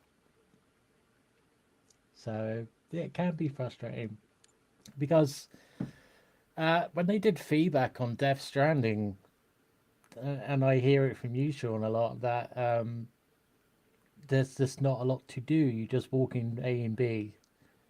And I get that, but a lot of players have said it. And so in Death Stranding 2, they made it more action into it. So I'm like, yeah, but I can easily play Death Stranding 1, no problem. So in Yeah. turn, they've made it easier. But Well, it's kind of like too. Even Resident Evil was affected in a smaller way, where like they feel like, based on reports and reviews and feedback and stuff like that, that Resident Evil 7 was too scary, and they believe that that impacted sales. They thought that people were either too scared to finish it or too scared to even buy it and try it. So therefore, Village. And therefore, this is the mentality that they're bringing into Requiem as well. So like Requiem is going to be less scary as a fucking horror game than it could have been, because of that perception. And it's just like, it literally damages the video games. And it holds more weight when it's coming from somebody like a reviewer or whatever, which is why it's important to get people in those positions that are qualified for the role. They are good game players. They have the perspective of the topic that they're covering. Like, get the survival horror person reviewing the survival horror games. They're going to understand it and recognize the pros and the cons. They're going to excel at it and be able to get through it. And if that is too much of a problem, then there's a bigger problem going on in journalism right now, because like there's lots of gamers out there, lots of people with lots of opinions that can do a much better job than this person. And this is a director, editorial director. So what? It sucks because I think what happens is that it's probably so that video's like from like 2017. So Mhm. I'd be curious to see where dude is now, because there could be some disconnect in the sense that like people who play video games aren't literate enough to write good articles or good reviews, and people who went to college spent so much time in college that they had to neglect video gaming. So there could have been, I'd be curious how long he's doing it. Like, where is he now? Sit that motherfucker down and make him play Cuphead and see if he's gotten any better at video games. But there was also a lot of really stupid bias going on in like 2017 with video game media, and it was just like overall shit. And they still are very like stupid and biased about stuff. So, um, like, I you don't know, know, video game journalists in general kind of when been you in. when you're doing that Cuphead thing, I was just like, the guy needs a fucking feather from Super Mario World to just go over it. Yeah. It's like, brother. Maybe he Yeah. didn't bring his controller to work that day and he had to play on a keyboard or I actually something, but played it it with a was like, cup. ugh. They clowned on that dude so hard. Like, I think it's hilarious. He got his video is like notorious for being like the worst gamer ever. Yeah. So I don't know if he like disappeared into shame or if he actually got good. Yeah, Because when I didn't read through it, but when I did a quick Google of his name, it did still mention that he was still in that position. So I don't know if that's the case, but at a glance, that's what it looked like. And honestly, I wouldn't be right. surprised.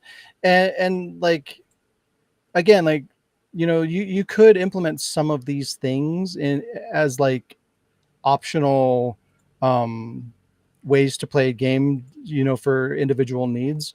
But like for instance with Mario Kart World, by default, like there's rails along the tracks by default, Yeah. so that you can't even fall out. Like, yeah, if you want to have rails on there, for young kids to play, or if somebody's really terrible and they just want to have a good time, you can put that in the options as like something that you can do. But when it's on by default, that is a core mechanic of the game and how you're supposed to play it. So, and I mean, shit, a lot of people won't even know that you can even do that you can even turn that off.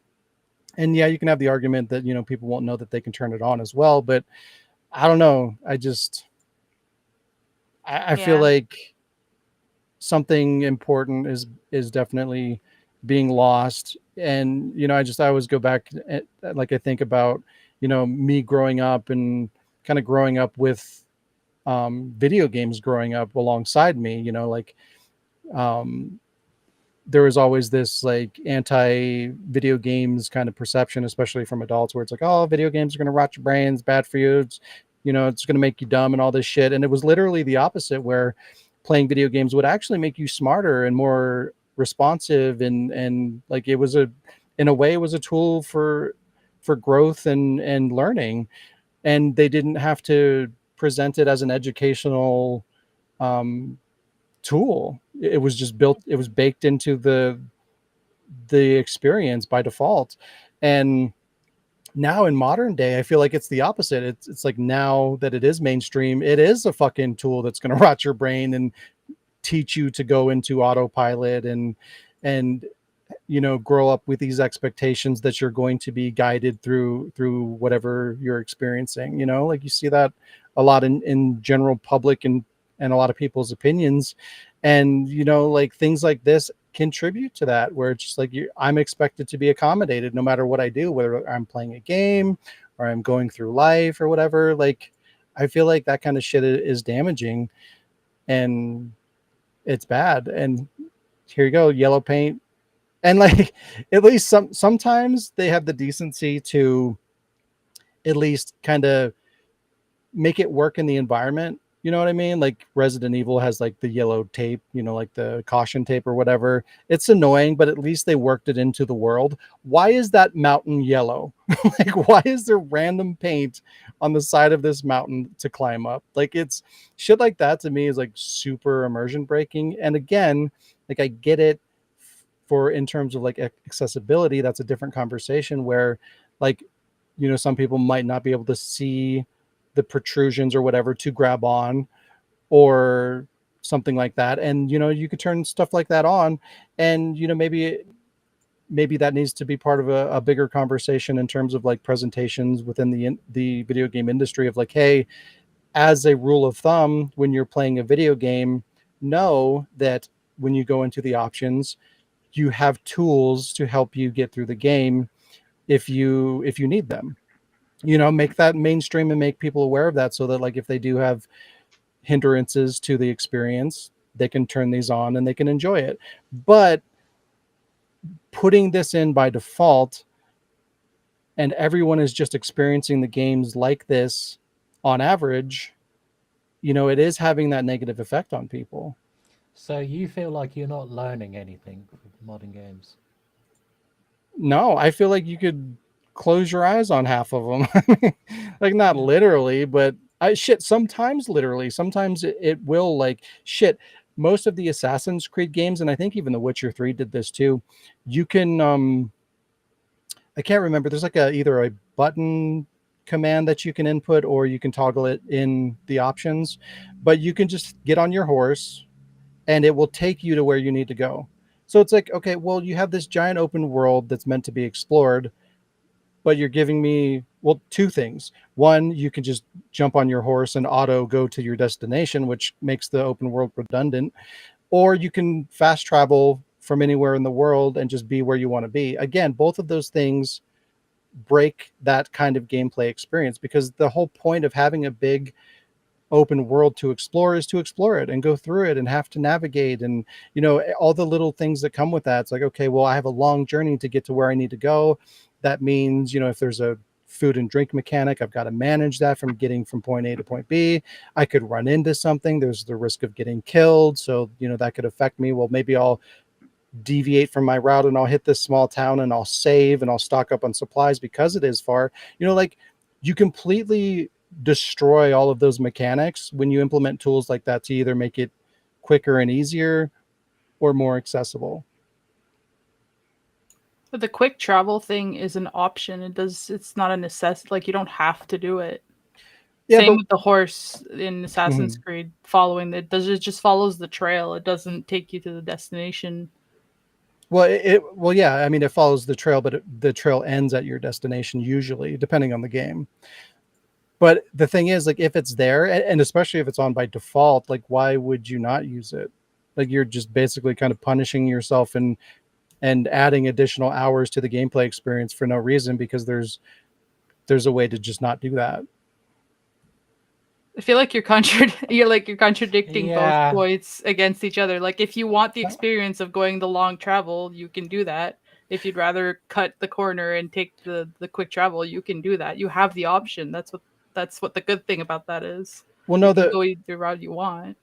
No, the difference is, like, I get what you're saying. The difference is, like, it's like turning on God mode by default and saying, like, yeah, you can turn it off. But, like, you're telling me, like, it's intended, you're supposed to play it with God mode on because, like, that's the core gameplay experience. When you boot up the game and you start, that's what it is. You have to go out of your way to turn that off. And then at that point, it's just like, you're just going into the settings and making the core game more difficult for yourself. Like, it's not meant to be experienced that way. You're just kind of adding, it's almost like adding modifiers or mods to make the game more difficult.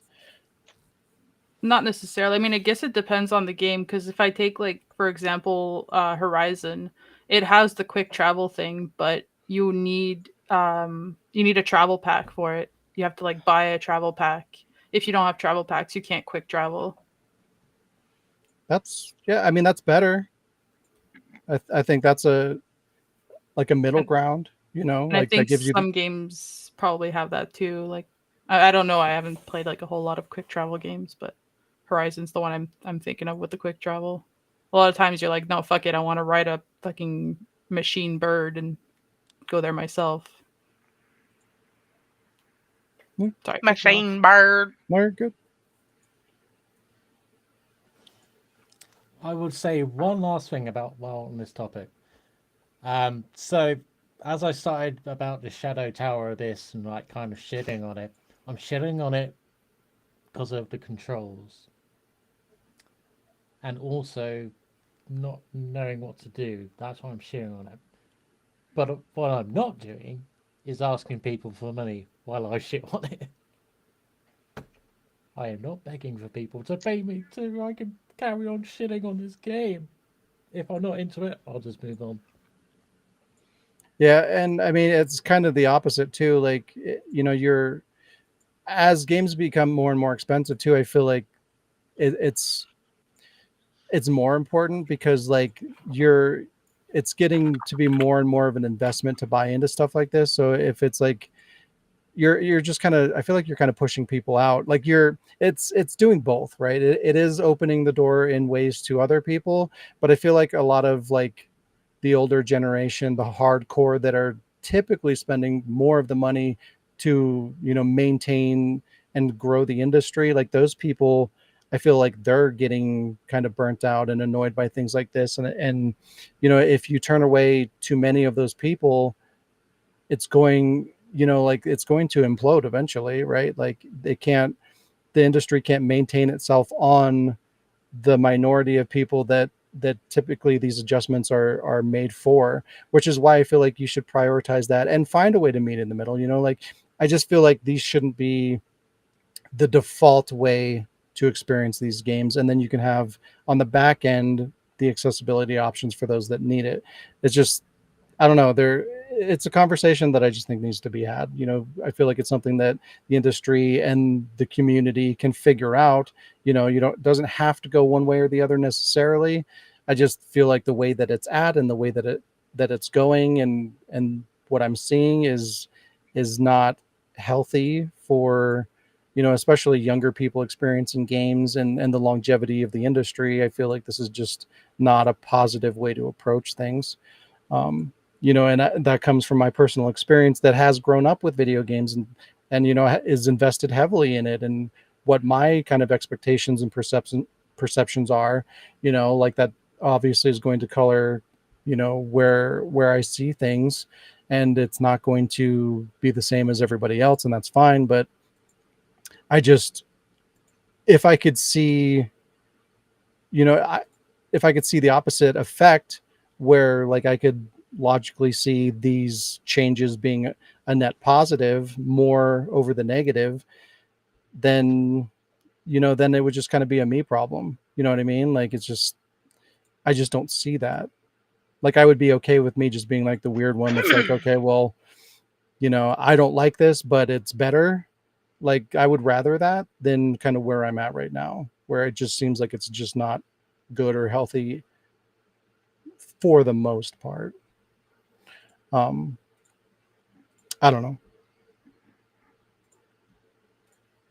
And then the last thing here is just like, this is kind of a recent example of this kind of effect where, they recently patched Expedition 33, and, a lot of people praised it for its difficulty. And I mean, even the base game, I believe you could turn off the whole parrying thing and whatnot. No. So it was no, you can't. You could turn off one of them. I don't know if it was the parry or the dodge. You can one of them no. you could turn off. So what you could turn off, what you can turn off, because I tested it, Mm-hmm. is that how you have to press the button to get perfect during your like it would make you press X circle and what's it called in timing, like the little dial would go ting ting, that the QTEs, Uh-huh. those you could turn off. But the parrying itself, you cannot turn that. The parry dodge, you cannot, like. Okay. But yeah, I mean, regardless whether that's there or not, for me, I thought it was a good challenge, getting your timing and getting rewarded for,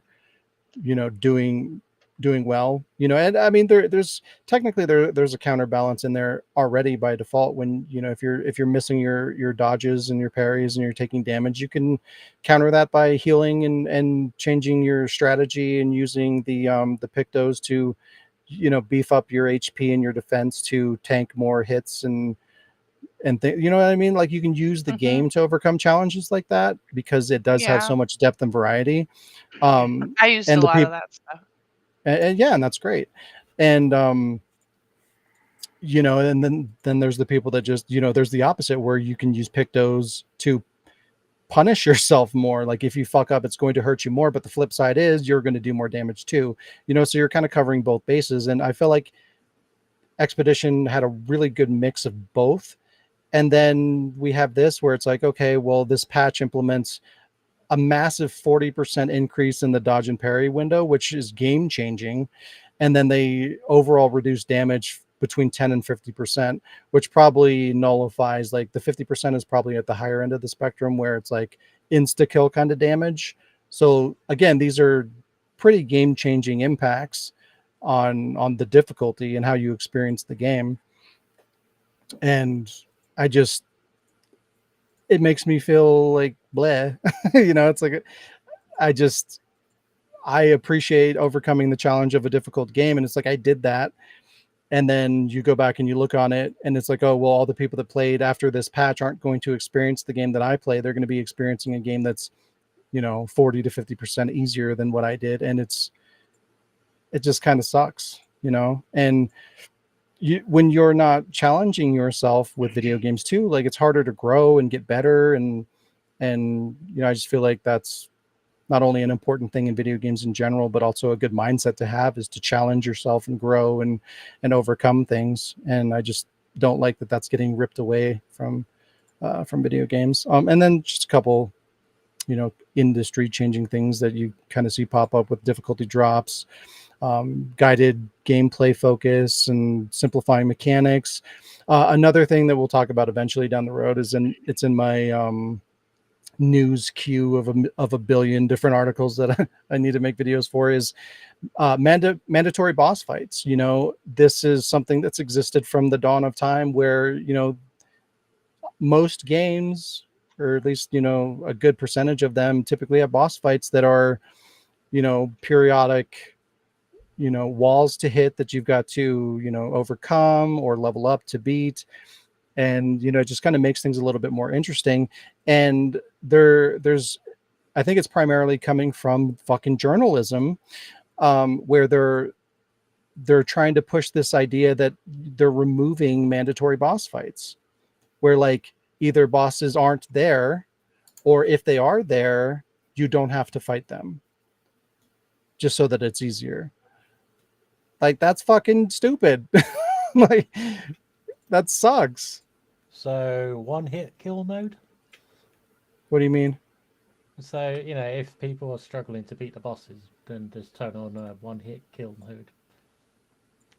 I mean, I feel like that's just as bad, you know, like, why even have a boss if you can just kill him in one hit? Or if the boss just stands there and does nothing. Like, it just, the whole point of, like, bosses have a point.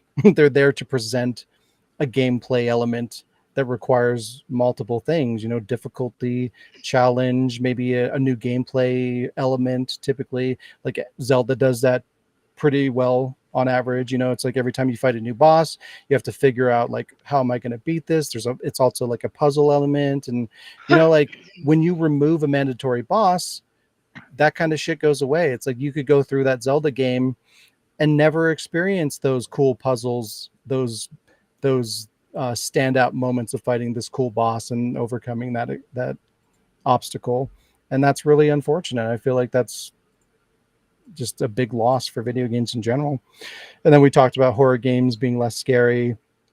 Autosaves are like, I'm mixed on them. Like, I don't like losing. I mean, it's me. You guys know me. I never save. I lose progress probably more than anybody. So like, I feel like if autosaves were going to be there for somebody, it would be there for somebody like me.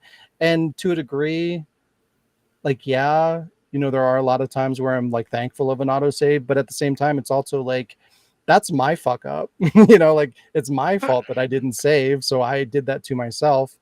You know, I feel like that's another thing that you should have to be thinking about. You know, again, it goes back to critical thinking and, you know, just being aware of what you're doing in the video game. Like, you should, I think Resident Evil is like one of the best examples of this, because saving is kind of a process in those games where you've got to have a physical item. You know, you got to go and get an ink ribbon. You got to go and you got to find a typewriter. Like, you have to go out of your way to make a save, you know, and that affects the entire gameplay loop and the experience of the game. And if you don't pay attention to that, you're going to be punished for it. And I feel like that's a cool mechanic, even though I get mad at it sometimes. That's my problem. I feel like. And then that's why people like Dark Souls. Yeah, exactly. There's a huge audience for that because of the difficulty and the punishing elements of it. And I feel like it's more popular than ever because it's one of the few games that actually gives people that complete experience out the gate without having to modify it any. And then I feel like even this is kind of a different conversation, I guess, but I feel like to some point unlockables have been affected too, because like, you know, the whole DLC and having to buy all the unlockable stuff. Like, I feel like a lot of people are okay with this because it is removing another obstacle from the gameplay process of like having to go and do a certain thing to unlock and have the content available. Nah, freaking DLC is what killed unlockables. It is, but this is just giving them another reason to be like, oh, it's fine, you know, because like, well, now you don't have to beat it on hard mode. Now you don't have to play the fighting game with every fighter to unlock all the other fighters and costumes. You can just go buy it. You know, it's feeding into like, oh, just make it DLC. It's enabling things like that. But that could just, I mean, I feel like that's just kind of my perspective. It's not necessarily happening. I don't have evidence of that being the case, but I could definitely see developers, you know, using little things like that to validate, more and more DLC and less unlockable content, because developers be shifty, we'll say. Anything else? Anything anybody wants to add? I mean, like the point of this isn't for like it to be like gospel, this isn't like, oh, this is how it is, this is the Ward's perspective. This is just kind of how I see things, and I know you guys have voiced countering perspectives, but is there anything else that you have that is contradictory to what I said, or anything that you think that like I missed, or I'm just like completely fucking crazy? Like I'm just No, like, this is here to just kind of be a conversation about like kind of what I'm seeing, how the industry is headed, and why that's happening from my perspective. No, I agree with most of it. I think it's more of an issue of like all of these things are becoming obvious because people are just getting lazy in ways, and the only way to get it repaired is to call it out. But like obviously there's ways of, like, you basically showed examples of how there's ways to do it right and there's ways to do it wrong. So hopefully people are or developers are taking notes and not being so arrogant that they don't listen to criticism, because yeah, some of it you can tell whether, maybe even it's a symptom of the game industry, like being overworked, and that they're cutting corners or being like hasty and lazy about stuff. So hopefully they figure that out, because yeah, sometimes it's done really well and sometimes it's done super shit. I just really noticed Mario's nose is gigantic. You just noticed that? Yeah, it's just like I'm looking at it. It's like it's bigger than his eyes, bigger than his mouth. He's got a big old schnoz. Alrighty, well, we'll go ahead and wrap it up there. It's your time to shine, Mr. Alec. Oh, that's me. It's big nose. Okay, let's do. Okay. Yeah? It's game time. Hell? Yeah? Let's do Go a into quick the round of survival game viewer face. and select game face. I'm on the verge of being violently sick. Alright, so we have played this game before under a different name that I cannot remember what it is. So in this game, you must link all the numbers with video game titles using the start and end letters of previous video game titles. Numbers 12, 3, 6, and 9 have already been given video game titles. You must work together on linking the rest of the numbers with video game titles, but they have to match with the previous game titles. So, for example, game 12 is Glass Rose. Game 1 must start with the letter E. So, for example, Earthworm Jim, if we stick with Earthworm Jim, game 2 must start with M. And so on. So, yeah, off we go. The game 2 has to start with M and finish with S. If we're going with Earthworm Jim, yeah.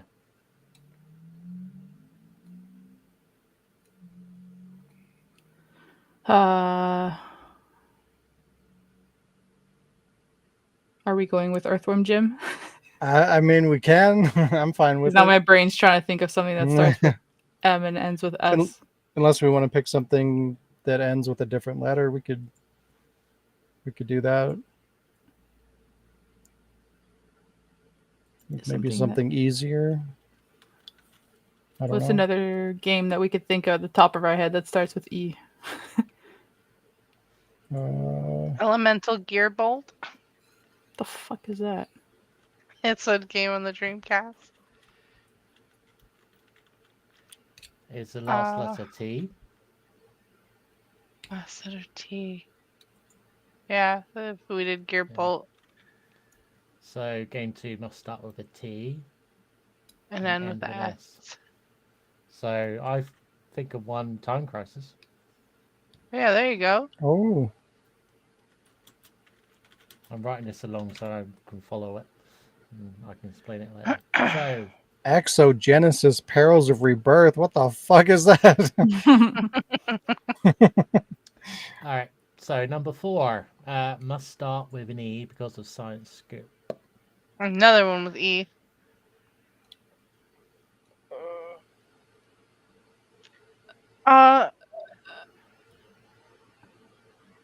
Maybe we could use the one that Lee said. Exogenesis Perils of Yeah, Rebirth. there you go. Yeah. I'm gonna copy and paste. So then it has to start with an H. Is that what that? And finish with a Mhm. P. Oh. If we went with Earthworm Jim. Wait, no. We're way past that. Yeah, Yeah. we're at number Oh, I meant well 5. because we need another E, Yeah, but and we if didn't we're use Earthworm Jim the first time, so we do Yeah. have that as an option. So if we use Lee's game, we have to get something that starts with H and finishes with P. And if we do Yes. Earthworm Jim, we need to start with M and finish with P.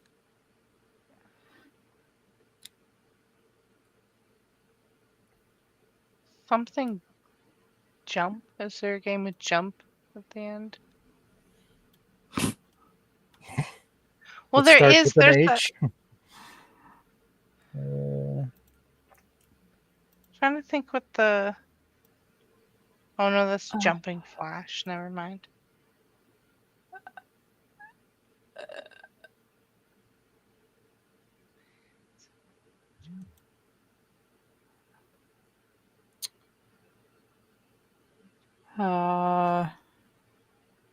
Shit.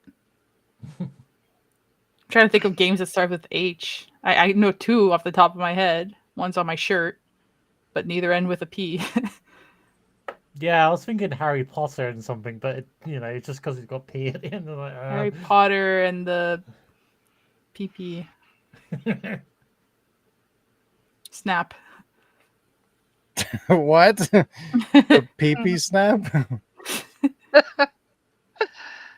Okay.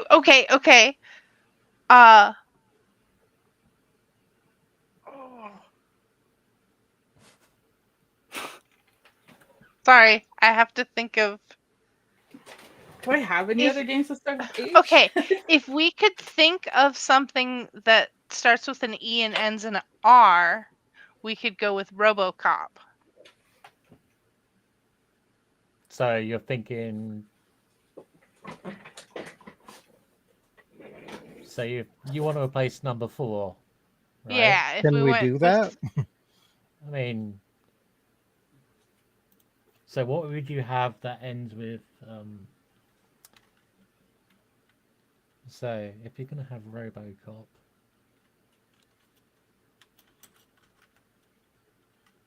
It'd have to start with an E and end Yeah. with a R. Yeah.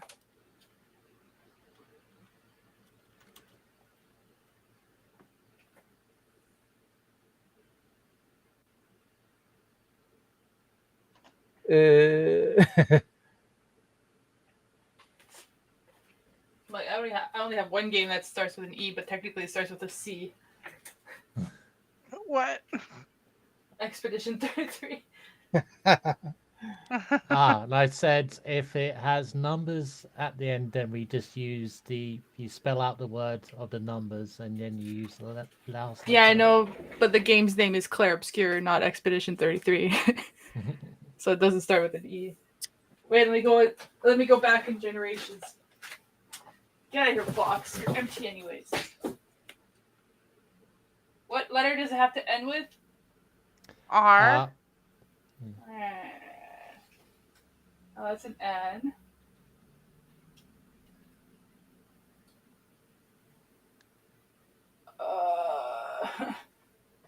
I got nothing. What the fuck?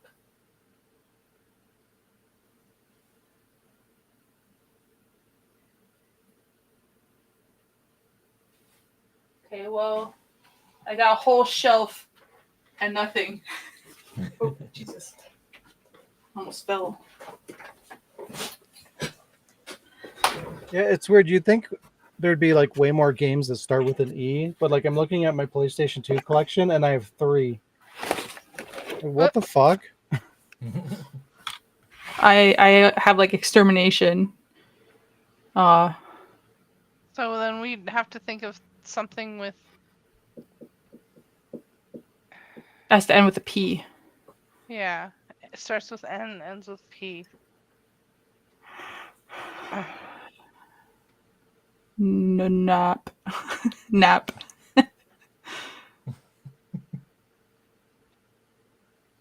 Nip. All right, I'm just brainstorming here. Echo the Dolphin. So starts with E and ends with N. So does extermination. Yeah. All right, we can put extermination. Is there a game that starts with D and ends with P that we could think of?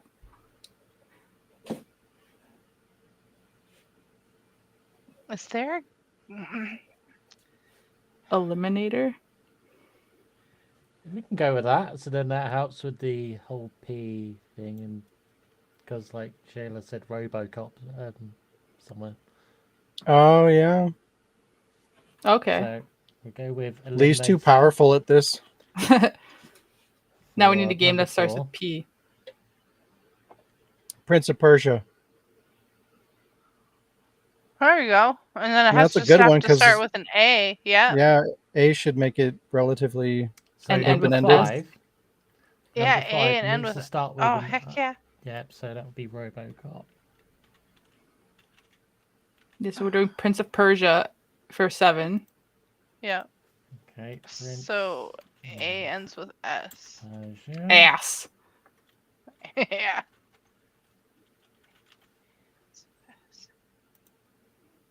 Asteroids.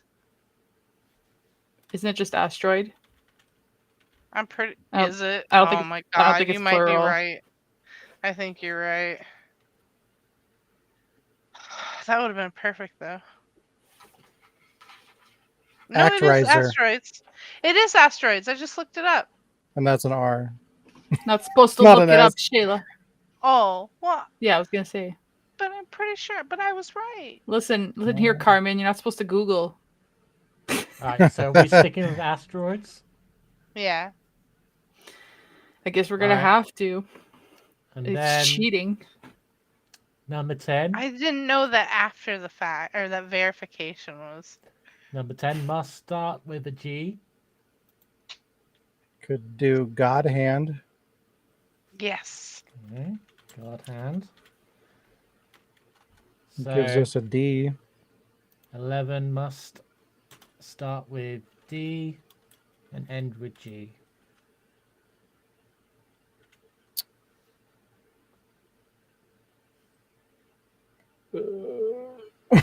Dang dog.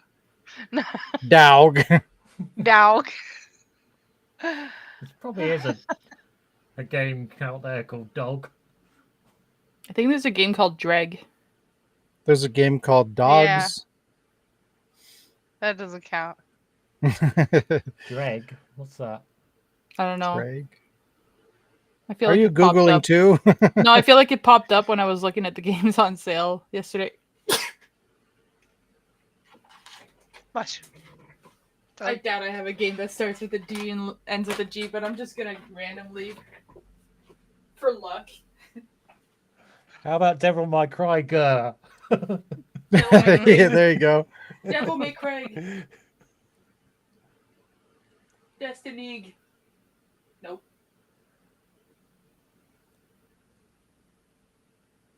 Oh, coming back. Is there a Diablo game with Do you some like silly... eggs?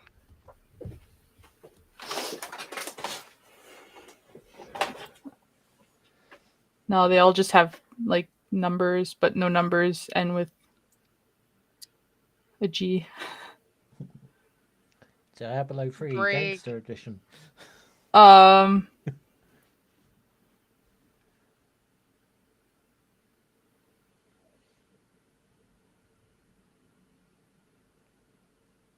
I don't know. I thought I had a revelation. That ends with a P.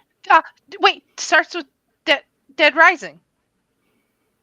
Oh Yeah. shit! Well done. Nice. Dead Rising. And we Death completed Stranding. the circle.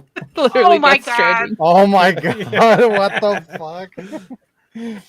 Wow. Well done, guys. Was it? No, I see that one's null because it was Googled. I could what? Hey, we've said the Google rule many times. But I wasn't googling. First one is Saints Diablo Row 3. 2. Hell yeah! The German copy of Diablo 3 for B. Yeah, D so Saints Row is 2 and Diablo 3 is B. The German Diablo 3. Whatever. Because it says Spiel. D is Roller Coaster Tycoon. Yep. Wow. How the hell did you get that? C is Indiana Jones. No. The Mummy? No. Treasure Planet. Tomb Raider. E is Tomb Raider 3. DC. Oh, we're So saying it's a C. C. Just C to get. I've seen this disc before. Is E DuckTales. silent? It's not DuckTales. Is E Fatal Frame? E is Tomb Raider. Yeah. We just I meant C E. Oh, E is Tomb Raider? Yeah, we got that one by accident. Oh, then what one's left? C. C. Oh. What the heck? Lee's got it. What is it? Garbage. Harry Potter and the Chamber of Secrets. Oh, wow. I I'm would've glad never I got didn't know that one. All right, that's game's done. Wow. Yeah. You That was a lot killed quicker. it. Yeah. Alrighty. Oh, okay, we're doing this as well. Okay. Nobody asked us. Was someone talking to you? No. All right, destroy 3 games for eternity. No more copies. What are they? Cold Fear. Village. Oh, wow. I mean, Agony is, yeah. That's a good one. Metal Gear Survive. Yeah, I put lots of suggestions in the background of this one. Do they have to have physical copies or You can delete digital ones as well. that Like, fucking zombie simulator game that I played? God. You are in Yeah. hell. Dino Lego Crisis Horizon. 3. Yeah. Lego Horizon. Ashley. Ashley, the video game. Snake's Revenge. I Cold would play Fear. Snake's Revenge over Survive. I want them both gone. Did I mention Cold Fear? Why are you attacking me? I'm not. I'm destroying Cold Fear. That's fair. I'll leave only one copy, and it's the one that Sean has. But secretly, the disc isn't inside. It's just a double, like the image of the disc side. It's just 2 sides of that. You can't play it. It's just a Wow. coaster. They're super glued together, But then 2 copies exist. but you can't remove them. They're like gorilla glued and super glued, and if you separate them, they just get destroyed more. The Ninja Turtles NES game. What? I hate that game. I Have mean, you it's ever bad. beat it? I Yeah, mean, was gonna to be say. fair, like that one's hard because it's like the only reason that it's a bad game is because it is so difficult. Like there's Yeah. nothing really wrong with it outside of that, but it's so difficult that it's terrible. Yeah. Monster Hunter. Yeah, the new one. I agree.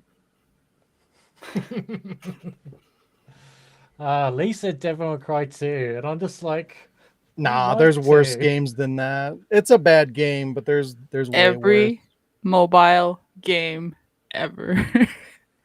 So Yeah, I keep support Teppen that. just for Sean. Teppen is good, but it can die in a fiery pit. It's fine. In the All right. name of no more digital We're or moving mobile. on. Games with satisfying melee combat. I mean, Resident Evil 6 actually kind of does. Right? I was thinking that. Yeah.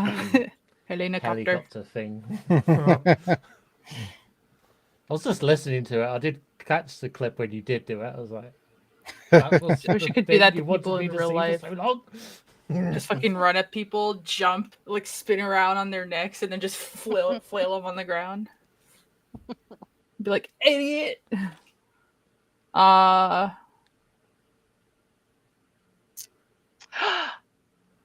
gonna say, because it ties into what I was talking about that I liked so much earlier, is I'm gonna say Death Stranding, because there's a couple What? parts where the punches are really fun. Throw piss Alec at them. knows what I'm talking about. It happens in the first one and the second one. Mm-hmm. Shut the fuck up! I'm gonna say Horizon because you have like the option between like big attacks or small attacks with the spear, and you can do like different combos, and the combos have different like results on how you hit them, and I like that. I can say Devil May Cry in the melee combat with the amount of stylish points you have to get at certain points. So it's just like, yeah. All right, Then you Sean, pull off. you're the only one here who can attest to this. Last of Us, when you run at someone with a brick in your hand and you just go. That is pretty good. Yeah, but that's a brick. It's not melee. Well, but I you can guess it's actually technically punch the melee. fucking zombies. That's the most satisfying thing, to just smash their heads in the walls and stuff. That is fun. It's really satisfying. When your melee weapon breaks and then you just continue punching them. Yeah. But running at someone with a brick, it's still melee because you don't throw it. You just Technically, like weapon combat is considered melee a lot of times. Melee is I would anything say- within your range of 5 feet. Yeah, it just in my brain, itching. it's like makes me think of like just fists. But yeah, Condemned actually has pretty good melee combat. Yep, that's a good one. I was even thinking, since he said Devil May Cry, I'm gonna say Ninja Gaiden, because like as soon as you lop off a limb of anybody, then they're like you can do the insta death attacks on them. Yeah, Metal Gear Rising. Yeah, that's pretty good. All right. Last question then. Which game starts off really well but falls off hard in mid or late game? Hitman Absolution. Oh no, really? That sucks. Mm. That game seemed really good, but I only played the beginning. It's all down. Now I know. Yeah, apparently. Starts Enjoy off it while I well. can. Yeah, kind of Resident Evil 4. Like it get like I don't hate the end game, but it definitely gets less enjoyable the longer it goes on. You get Ashley. Yeah, it's all downhill from there. It's fun. It's fun at the start. Then you find Ashley. Then it's like, fuck. I remember why I'm here. So I'll say that's the same with MGS2, dragging Emma along, and MGS4 doing a fucking whistling Dixie bit. Ah, fuck, I did that bit yesterday. I was like, no, not again. Oh my god, the underwater shit. Fuck that. Let's this bitch drown. No, I'm just kidding. I really like Emma. A game that When she's starts dead. off well. Baldur's Gate 3. What? We never get far. What are you talking about? We get to Like Act 2 and then we about start a me, new Jazz. game. What? I know this. I've played one recently that I was like, fuck. I feel like there's a lot of games like that, but it's hard to like think of them on the spot. I'll have to go- Maximo, that was one. I'll have to go Code Veronica because I'm used to just like storing all of my bullets, being like, oh, I'm gonna keep these for Chris, and just doing like the knife thing. And then I get to about like Antarctica, and then I start to not rely on that as much, and I don't know why. But then when I finally get to Chris, I'm like, hey, now it sucks. Because he sucks. And he's got nothing. And even with like 200 plus bullets stored in the box for him, he goes through them like nothing, like in no time. Oh, I thought So I of feel two. like, yeah, that. I thought of two. Bubsy. Like, the first levels are actually really fun, and then it just gets really annoying. And cool spot, because like the first part of that game is actually also really fun, and then it falls off like super hard. Like you could tell they were like, nobody's gonna get this far. Ghosts and Goblins, because it gets fucking impossible at the end. Yeah. And The then for ghosts are real okay, but ending, the you have to do goblins. it again. I mean, it's actually not even just that. It's just like the level design at the end. I think they designed those to be annoying, and they're just not fun to play. Repo. Yeah. Yeah, it's true. Fuck. You get to like night 6, and then you're like, shit, everything. Mhm. It's like the moment we started, we're like, oh, there's a fucking duck, skulls, gnomes, ghosts, face, alien. Sean's like, ah, ah, ah, ah. And I'm just like, ha ha ha, boom. I'm like, I'm just flailing my pen around. Yeah. All right. I think that sums it all up. I think we'll wrap this puppy up. Yep, we've done it. It was a last long for one. The last Oh, one, yeah. PUBG. We do good until we find people. Then we sucked. Wow. Oh That's my terrible. god, wait a minute. Hmm? You just named a game that would have fit one of the ones we were looking for. We're like, what starts with a P and ends in a G? Or never mind, it was... Yeah, PUBG. I'll do with Underground. Yeah, it's an acronym. Yeah, Yeah. oh, okay. Okay, that doesn't count then. Nah, we bruh. did it. That's the thing. We haven't Yeah. played that Yeah. game in so long. Don't take it away from us. How could you? It's gone. I was wondering if we could do it. That's the thing Save with it the for next GG. week. I was like, huh? Yeah. And There you go. PP. PP? PP and GG. What this has been episode 295. Thanks for joining us, everybody. If you enjoy the podcast or any of the content at the Ward, please consider helping us grow by sharing our podcast content, all the content, liking the video, all the videos, and the and subscribing and all that stuff, and hyping. Apparently, that's the thing. I don't even know how that works. If it's on the channel. If you see something that says hype, then See something, say do that. something. See something, say something. Exactly. So do that. You can support us through patreon.com/thewordproductions for access to exclusive content, or support us right here on YouTube. Have a great week. We'll see you next time. Bye-bye.